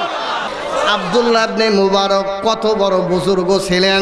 আব্দুল্লাহ ইবনে মুবারক চিন্তা করলেন, এটা তো রমজান মাস না, হয়তো বুড়িমা আপনি নফল রোজা রেখেছেন। নফল রোজা তো দূরের কথা, ফরজ রোজায় মুসাফির অবস্থায়, সফর অবস্থায় ভাঙ্গা যায়। আপনি নফল রোজা রেখেছেন, অতএব আপনি নফল রোজা ভেঙ্গে আমার এই খাবার গ্রহণ করতে পারেন, কোনো অসুবিধা নাই। বুড়িমা এই মুবারকের কথার উত্তর কোরআনে কারিমের সূরা বাকারার 184 নম্বর আয়াতের মাধ্যমে দিলেন, ওয়া আনতা সুমু খায়রুল লাকুম ইন কুনতুম তা'লামুন। তোমরা যদি জানতে একটা রোজা রাখলে কি পরিমাণ সওয়াব দেওয়া হয়, তাহলে তোমরা নফল রোজাও কোনোদিন ভাঙতে না। সুবহানাল্লাহ বলেন। তুমি আমারে আব্দুল্লাহ ইবনে মুবারককে বুঝাই দিলেন, আমারে ফতোয়া দাও, রোজা ভাঙ্গা যায়। রোজা যে ভাঙ্গা যায় সেটা আমিও জানি, কিন্তু না ভাঙ্গে যদি রাখা যায় তার সওয়াব বেশি না কম? আরো জোরে বলেন, বেশি না কম? হযরতে আব্দুল্লাহ ইবনে মুবারক বলেন, বুড়িমা, এমন আশ্চর্যের মহিলা তো কোনোদিন দেখি নাই, যা জিজ্ঞাসা করি তাই কোরআন দিয়া উত্তর দেয়। আল্লাহু আকবার বলেন। হাকিমুল উম্মত মুজাদ্দিদে মিল্লাত শাহ আশরাফ আলী থানভী রাহমাতুল্লাহি আলাইহি উল্লেখ করেছেন, যা আব্দুল্লাহ ইবনে মুবারক জিজ্ঞাসা করে কিসের মাধ্যমে উত্তর দেয়? কোরআনের সাথে সম্পর্ক থাকলে না না থাকলে উত্তর দেওয়া যায়? আমার কথা বুঝে আসতেছে আপনাদের? কোরআনের সাথে কেমন সম্পর্ক থাকলে উত্তর দেওয়া যায়? এখন বুড়িমা এই কথার উত্তরটাও কোরআনের মাধ্যমে দিয়ে দিলেন। সূরা কাফের 18 নম্বর আয়াত ব্যবহার করলেন, বললেন মা ইয়ালফিযু মিন কাউলিন ইল্লা লাদাইহি রাকীবুন আতীদ। আল্লাহু আকবার বলেন। আব্দুল্লাহ ইবনে মুবারক মানুষেরা যাই বলে সব আল্লাহর গোয়েন্দা আছে, গোয়েন্দা ফেরেশতা আছে, ওই ফেরেশতারা গোপনে সব ভিডিও করে রেকর্ডিংও করে রাখে। সুবহানাল্লাহ বলেন। আমার বন্ধুগণ, এখন আব্দুল্লাহ ইবনে মুবারক বলতেছে আমি তো জামানার অনেক বড় একজন মুহাদ্দিস, আর মহিলা কোথা থেকে আসলো, কে বা কে? এই মহিলা কোরআন থেকে সব কথার উত্তর দেয়। মহিলাকে নিজের ভাষায়, মাতৃভাষায় আমি কথা বলতে বাধ্য করব। এই জন্য আব্দুল্লাহ ইবনে মুবারক চালাকি করে আর একটা প্রশ্ন করলেন, যেই প্রশ্নটা হয়তো কোরআন থেকে উত্তর দিতে পারবে না, এইটা সে ভেবেছিলেন। অর্থাৎ মহিলাকে জিজ্ঞাসা করলেন, বুড়িমা আপনার বাড়ি কোথায়? আব্দুল্লাহ ইবনে মুবারকের ধারণা ছিল বাড়ির কথা তো মহিলার কোরআনে নাই, ঠিক কি না?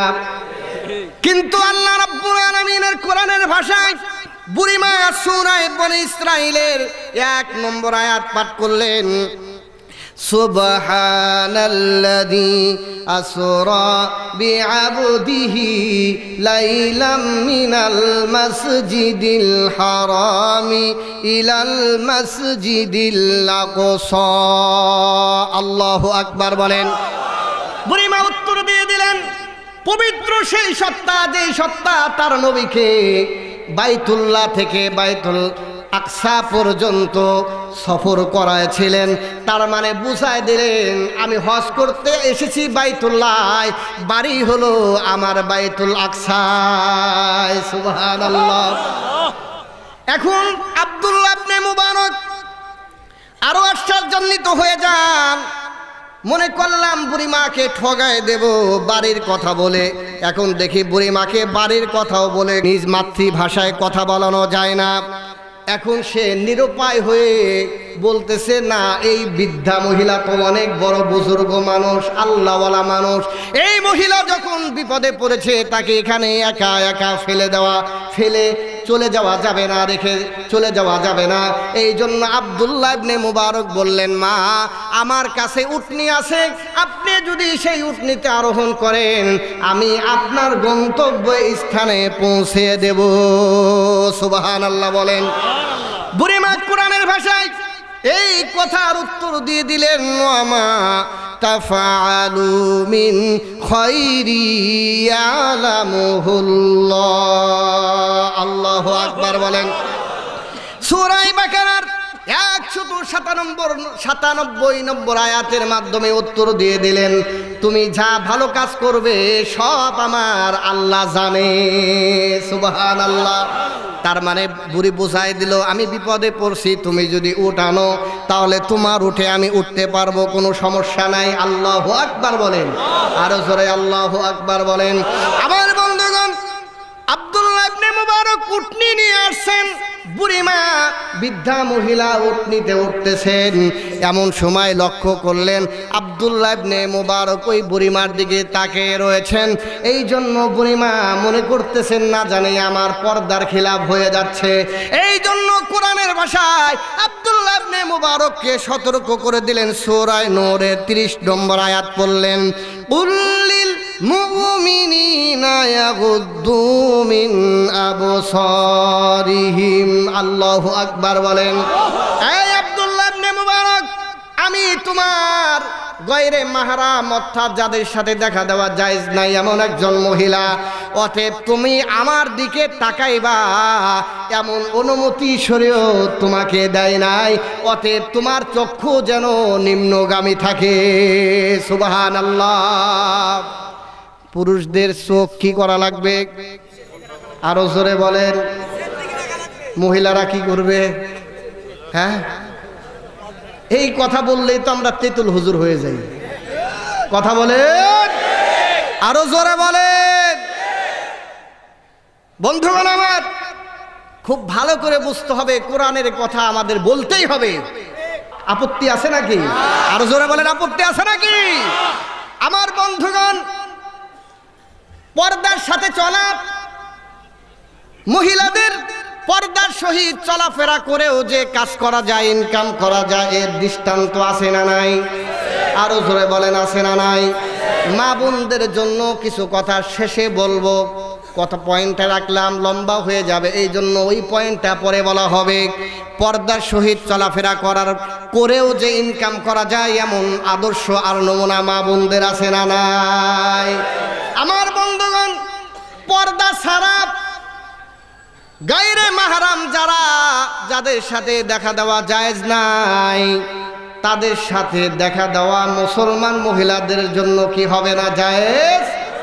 সে যদি বাবা হয়, কি হয়? বাবা বোঝেন তো? কি বাবা? আরো জোরে বলেন, কি বাবা? বাবা আছে না অনেকের? অনেকেই স্বামীর খেদমত না কইরা কার খেদমত করে? আরো জোরে বলেন, কার খেদমত করে? অনেক মহিলা কি এমন পাওয়া যাবে না যে মহিলা স্বামী বুড়া মানুষ, বৃদ্ধ মানুষ, তার এক বদনা পানি, ওজোর পানি এনে দেয় না, ওজোর পানি গরম করে দেয় না। এই মহিলাটাই বাবার সোহবত নেওয়ার জন্য, ফয়েজার বরকত নেওয়ার জন্য চলে যায় ল্যাংটার দরবারে। আরো জোরে বলেন, আরো জোরে বলেন, ঠিক না ঠিক? কিন্তু আমার বোনেরা, মা বোনেরা, আপনারা ভালো করে শোনেন, বিশ্ব নবী বলেছেন, কোন স্ত্রী যদি মারা যায় আর ওই স্ত্রীর স্বামী যদি বলে না, আমার জরিনার মা অনেক ভালো মানুষ ছিল, কি ছিল? অনেক ভালো মানুষ ছিল, খুব ভালো মানুষ ছিল, তাকে হারিয়ে যেন আমি দুনিয়ার জান্নাতটাই হারিয়ে ফেললাম। সুবহানাল্লাহ বলেন। এমন সার্টিফিকেট যদি কোনো স্বামী কোনো স্ত্রীর পক্ষে দিতে পারে, নবী বলেন ওই মহিলা মরতে দেরি, আল্লাহর জান্নাতে যাইতে দেরি হবে না।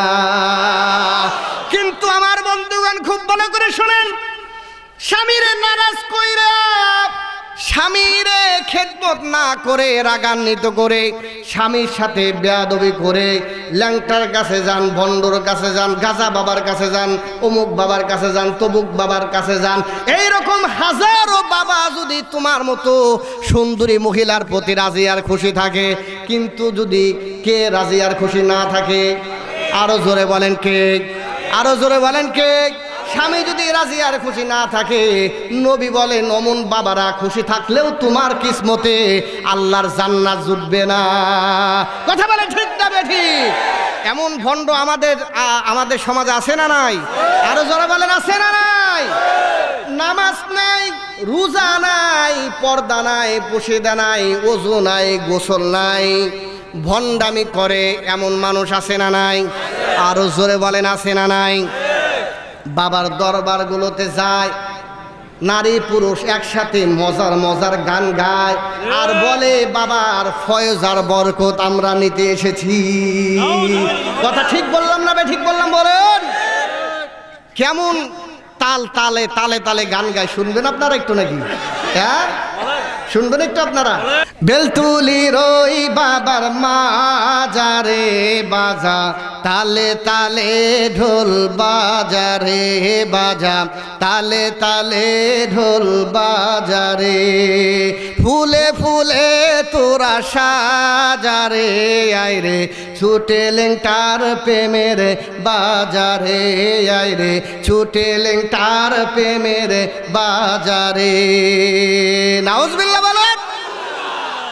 দমে দমে জিকির করো আল্লাহু বলো সবাই, লেংটা বাবা খুশি হইয়া চরণ তলে দিবেন ঠাই।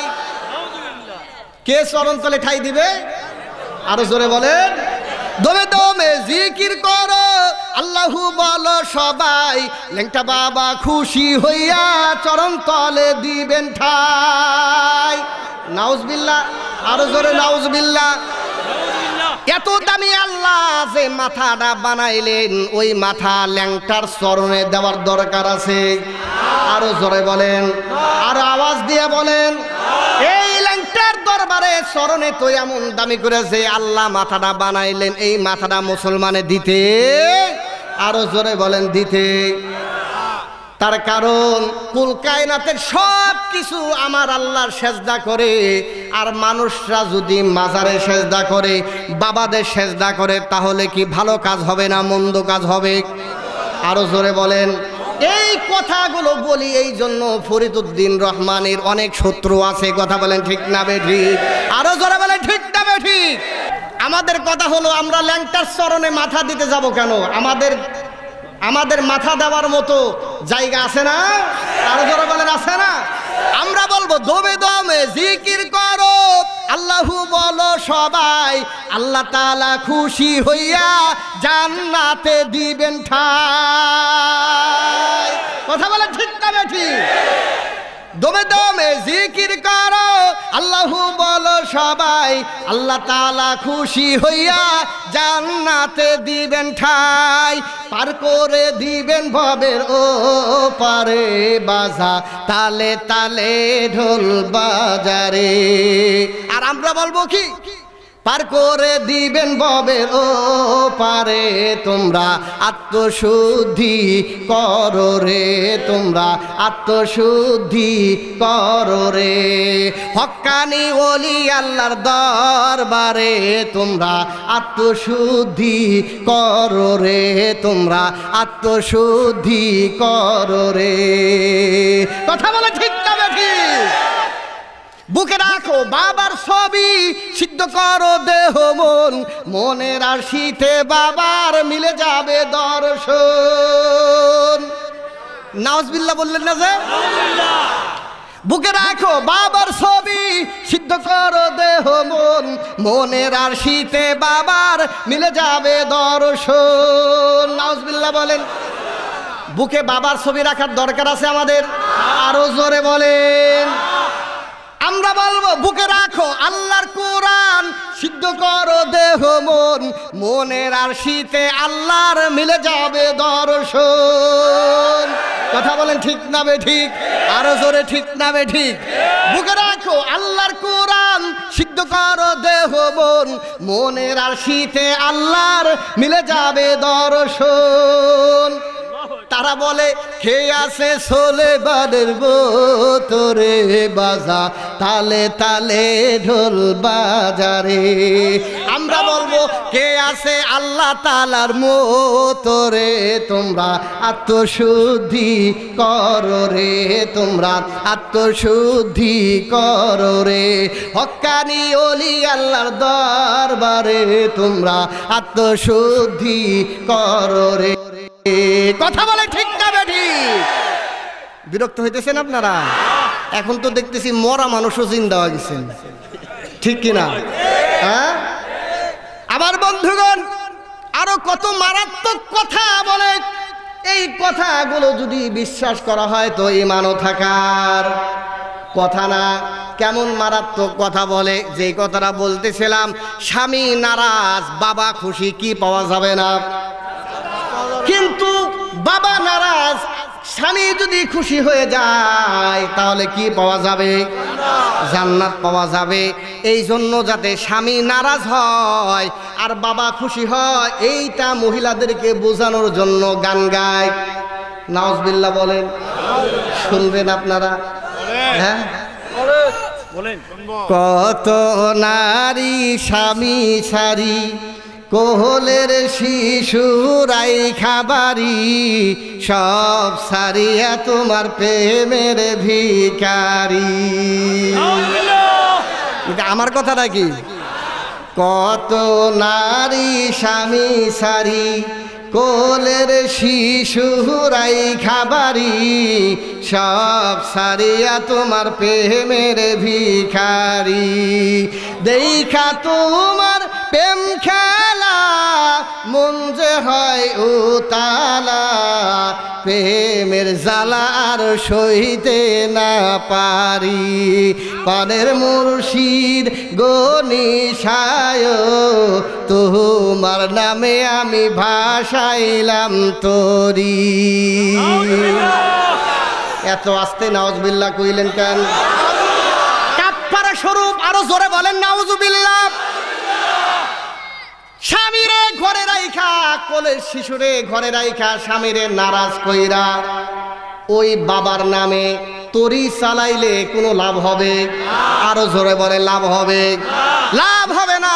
মুসলমানেরা উল্টা পাল্টা বুঝ দিয়া শুধুমাত্র পেটের ধান্দাবাজি করার জন্য কিছু মানুষ মুসলমানদেরকে ধোঁকা দেওয়ার হীন ষড়যন্ত্রে লিপ্ত রয়েছে। কথা বলেন ঠিক না কিনা? আমার বন্ধুগণ, আরো কত মারাত্মক কথা বলে কিয়ামতের ময়দানে আল্লাহর পয়গম্বর ফাতেমা রাদিয়াল্লাহু তাআলা আনহা হযরতে আলী হাসান হুসাইনকে ডেকে বলেছেন, কুলমা কুনতু বিদাম মিনার রাসূল। তিনি বলেছেন, আমি তো কোনো নতুন রাসূল নয়, আমার পূর্বে অনেক রাসূল অতিবাহিত হয়েছে। কিয়ামতের ময়দানে আমি নবীর সাথে কেমন আচরণ করা হবে আমি জানি না, তোমাদের সাথে কেমন আচরণ করবে আমি বলতে পারবো না। এই জন্য তোমরা কিয়ামতের ময়দানে ওই নাজাত পাওয়ার জন্য আমল করো। সুবহানাল্লাহ। আর কিছু দরবার আছে, তারা বলে আমল করার দরকার নাই, নামাজ পড়ার দরকার নাই, রোজা রাখার দরকার নাই। কিয়ামতের ময়দানে যদি আটকেই যায় তাহলে বাবার পরিচয় দেব। আরো জোরে বলেন, আরো জোরে বলেন। বিরক্ত হইতেছেন আপনারা? রাগ করতেছেন আপনারা? ভাগবেন না থাকবেন? ঠিক আছে তো? যদি কেউ রাইখে যান তাহলে কিন্তু বিচার আছে। বিচার কোথায়? আল্লাহর আদালতে। কোন আদালতে? আল্লাহর আদালত। যদি মুসিবতে পড়ে যায় তখন আল্লাহর নবী বলতেছে তোমাদের সাথে কি আচরণ করবে আমি বলতে পারবো না। এখন যদি কোনো বাবাই বলে যে নামাজ রোজা না পড়লেও আমার পরিচয় দিলে কি পাওয়া যাবে? জান্নাত পাওয়া যাবে, তাহলে এই কথা কি মানা যায়? আরো জোরে বলেন, মানা যায়? কিরামান কাতিবিন, রোজ হাসরের দিন, কিরামান কাতিবিন, রোজ হাসরের দিন আল্লাহর দরবারে যদি করে অভিযোগ, আমরা বলবো দুনিয়ায় ছিলাম খাজা বাবার লোক, আমরা বলবো দুনিয়ায় ছিলাম খাজা বাবার লোক। কথা বলেন, বলে কিনা? আরো জোরে বলেন, বলে কিনা? আমার বন্ধুগণ, এমন কথা বলে যদি কেউ ধোঁকা দেয় এই ধোঁকায় পড়া যাবে। আরো জোরে বলেন, পড়া যাবে? এমন ধোঁকায় পড়া যাবে না। এই জন্য আব্দুল্লাহ ইবনে মুবারককে মহিলা সতর্ক করে দিলেন যে আব্দুল্লাহ ইবনে মুবারক, তোমার চক্ষুকে নিম্নগামী করবে যাতে করে আমার দিকে তোমার দৃষ্টি না পড়ে। সুবহানাল্লাহ। তার বাড়িতে পৌঁছানোর নিয়তে এই মহিলাকে নিয়ে যখন ছুটলেন, পথ চলা শুরু করে দিলেন, মনে মনে বলেন কত প্রশ্নই তো আপনারে করলাম, কিন্তু কোনো প্রশ্নই আপনার মাতৃভাষায় উত্তর আমি নিতে পারলাম না। তার মানে বোঝা যায় আপনি অনেক বড় বিচক্ষণ মানুষ। এইটা উনি প্রশ্ন করলেন যে বুড়িমা আপনার কি সন্তানাদি আছে? বুড়িমা সূরা কাফের 46 নম্বর আয়াত পরে উত্তর দিলেন, আল মালু ওয়াল বানুনা জিনাতুল হায়াতিদ দুনিয়া। সন্তানাদি হলো দুনিয়ার সৌন্দর্য, চাকচিক্য। আর এই চাকচিক্য আর সৌন্দর্যতা থেকে আল্লাহ তাআলা আমাকে মাহরুম করেন নাই। সুবহানাল্লাহ বলেন। আমার বন্ধুগণ, হযরত আব্দুল্লাহ ইবনে মুবারক পেরেশানিতে পড়ে যান। কেমন মহিলা, এর তো পারি না মাতৃভাষায় উত্তর দিতে, বাধ্য করতে তো পারি না। এই জন্য এখন চিন্তা করলেন যে বুঝলাম সন্তানাদির কথা না বলতে পেরেছে, কিন্তু তার সন্তানের নাম কি এইটা তো আর কোরআন শরীফে পাওয়া যাবে না। এই জন্য প্রশ্ন করলেন, বুড়িমা আপনার সন্তানগুলোর নাম কি কি? সুবহানাল্লাহ বলুন। এইবার বুড়িমা কোরআনের ভাষায় আবার উত্তর দিলেন, আল্লাহু আকবার বলেন। সূরা মারইয়ামের 12 নম্বর আয়াতে বললেন, ইয়া ইয়াহইয়া খুযিল কিতাবা বিকুওয়া ওয়া কাল্লামাল্লাহু মূসা তাকলিমা ওয়াত্তাখাযাল্লাহু ইব্রাহিমা খলিলা। আল্লাহু আকবার বলেন।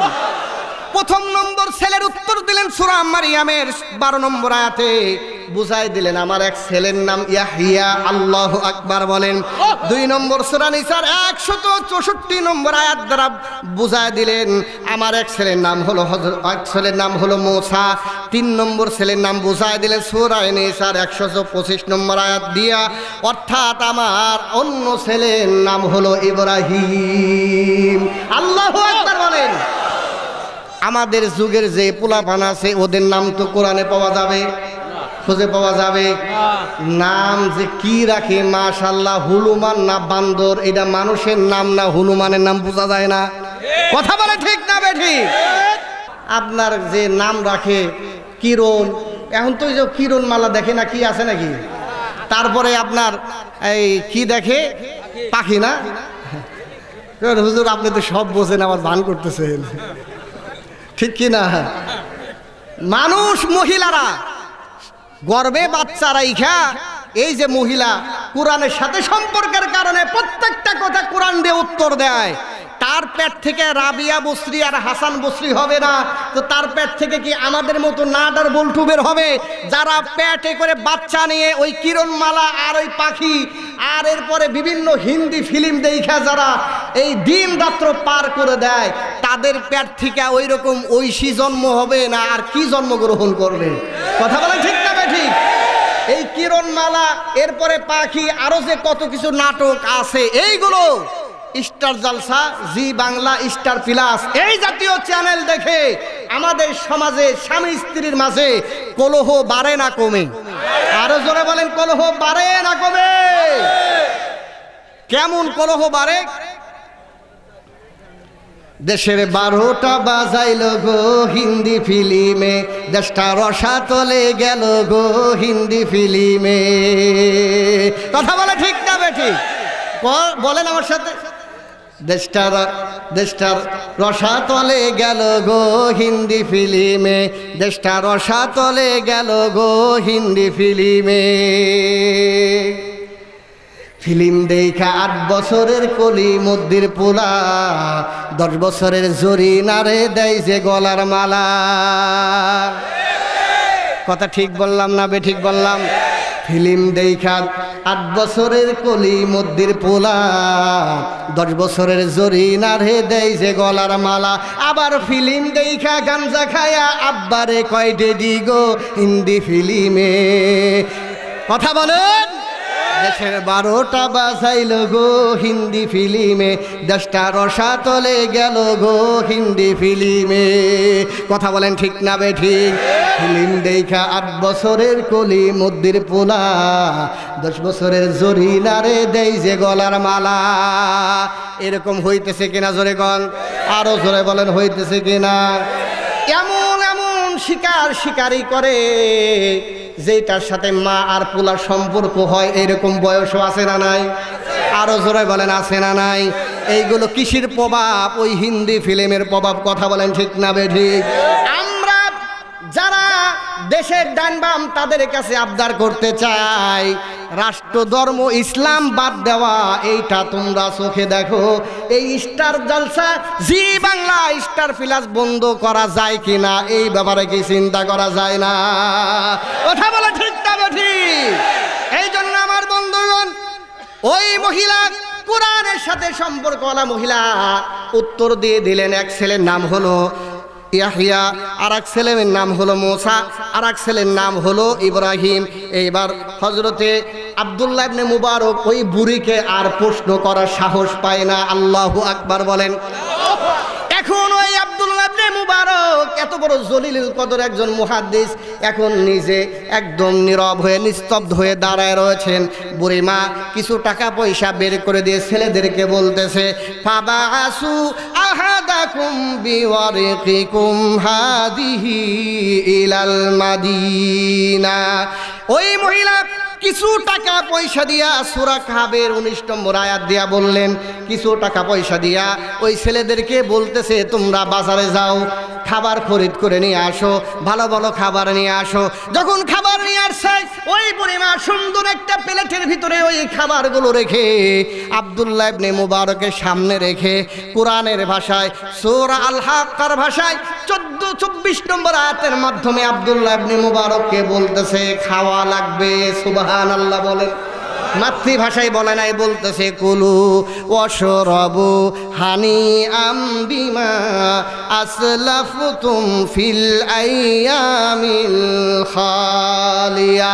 এই আব্দুল্লাহ ইবনে মুবারক, তুমি যতক্ষণ পর্যন্ত আমার জন্য মেহনত করেছো, মক্কা থেকে আমার বাড়িতে পৌঁছায় দিয়েছো, এই যে কাজগুলো করেছো, এই কাজগুলোর জন্য তোমাকে আমি মেহমানদারি করতেছি। মেহেরবানি করে তুমি আমার মেহমানদারি গ্রহণ করো। সুবহানাল্লাহ, সুবহানাল্লাহ। কিসের কারণে হয়েছে জোরে বলেন? কোরআনের সাথে সম্পর্ক গড়ার কারণে। একজন মহিলা কোরআনের সাথে সম্পর্ক গড়ে যদি এত ঊর্ধ্বে উঠতে পারে, তাহলে আমাদের ওই কোরআনের সাথে সম্পর্ক করার দরকার আছে না নাই? আরো জোরে বলেন, আছে না নাই? এই কোরআনের সাথে সম্পর্ক গড়তে হলে আল্লাহর পয়গম্বর বলেছেন, এই কোরআনের সাথে যদি সম্পর্ক গড়া যায়, এই কোরআনের সাথে যদি সম্পর্ক গড়তে পারো, বিশ্ব নবী বলেছেন, আল্লাহর পয়গম্বর বলেছেন, ইন্না লিল্লাহি আহলিনা মিনান নাস। দুনিয়ার ভিতরে এমন কিছু মানুষ আছে, যেই মানুষগুলো হলো আল্লাহর পরিবারের লোক। কার পরিবারের লোক? আরো জোরে বলেন, কার পরিবারের লোক? আল্লাহর পরিবারের লোক। দুনিয়ার ভিতরে এমন কিছু মানুষ আছে, যেই মানুষগুলো হলো আল্লাহর পরিবারের লোক। এই দুনিয়ার ভিতরে এমন কিছু মানুষ আছে যারা কার পরিবারের লোক? আরো জোরে বলেন, কার? আল্লাহর পরিবারের লোক হইতে চান আপনারা? কারা কারা হইতে চান? আল্লাহর পরিবারের লোক সকলেই হইতে চান, আলহামদুলিল্লাহ। যদি বলতাম প্রেসিডেন্টের পরিবারের লোক কারা হইতে চান, যদি কোনো সুযোগ থাকতো করে দেওয়ার, জয়েন দেওয়ার, তাহলে সকলেই হইতে চাইতো। কথা বলেন ঠিক কিনা? কিন্তু নবী বলেছেন প্রেসিডেন্টের আহলের না, পরিবারের না। যদি একটা কাজ করতে পারো, তাহলে সরাসরি আমি আল্লাহর পরিবারের লোক হইতে পারবে। আল্লাহ তাআলা জান্নাতীদেরকে দর্শন দিবেন, দিদার দিবেন। তার পরিবারের লোক কি জাহান্নামে যাবে নাকি? আরো জোরে বলেন, খুব ভালো করে বলেন। তার পরিবারের লোক তো জান্নাতে যাবে। এই জন্য আল্লাহর পরিবারের লোক যদি হওয়া যায়, ওই পরিবারের লোকের কোয়ালিটিটা কি, গুণটা কি? সাহাবায়ে কেরাম জিজ্ঞাসা করলেন, ক্বালু মান হুম ইয়া রাসূলুল্লাহ, কারা আল্লাহর পরিবারের লোক, তাদের গুণটা কি, কোয়ালিটিটা কি হবে? আল্লাহর নবী সাহাবায়ে কেরামদের প্রশ্নের উত্তরে বলে দিলেন, ক্বালা আহাদুল কুরআনি হুম আহালুল্লাহ। আল্লাহু আকবার বলেন। আল্লাহর নবী বললেন, আমার সাহাবায়ে কেরাম, আল্লাহর পরিবারের লোক তারাই হবে যারা আহলে কোরআন হবে, কোরআন বলা হবে। কি বলা হবে? আরো জোরে বলেন, কি বলা? কোরআনের সাথে সম্পর্ক গইরা কোরআনওয়ালা হওয়া যায় নাকি না গইরা? আরো জোরে বলেন, কোরআনের সাথে সম্পর্ক গড়ে না না গড়ে? কোরআনের সাথে সম্পর্ক গড়লে কার পরিবারের লোক হওয়া যায়? আল্লাহর পরিবারের লোক হওয়া যায়। আল্লাহর পরিবারের লোক যদি আমরা হইতে পারি, ঠিকানা কোথায় হবে?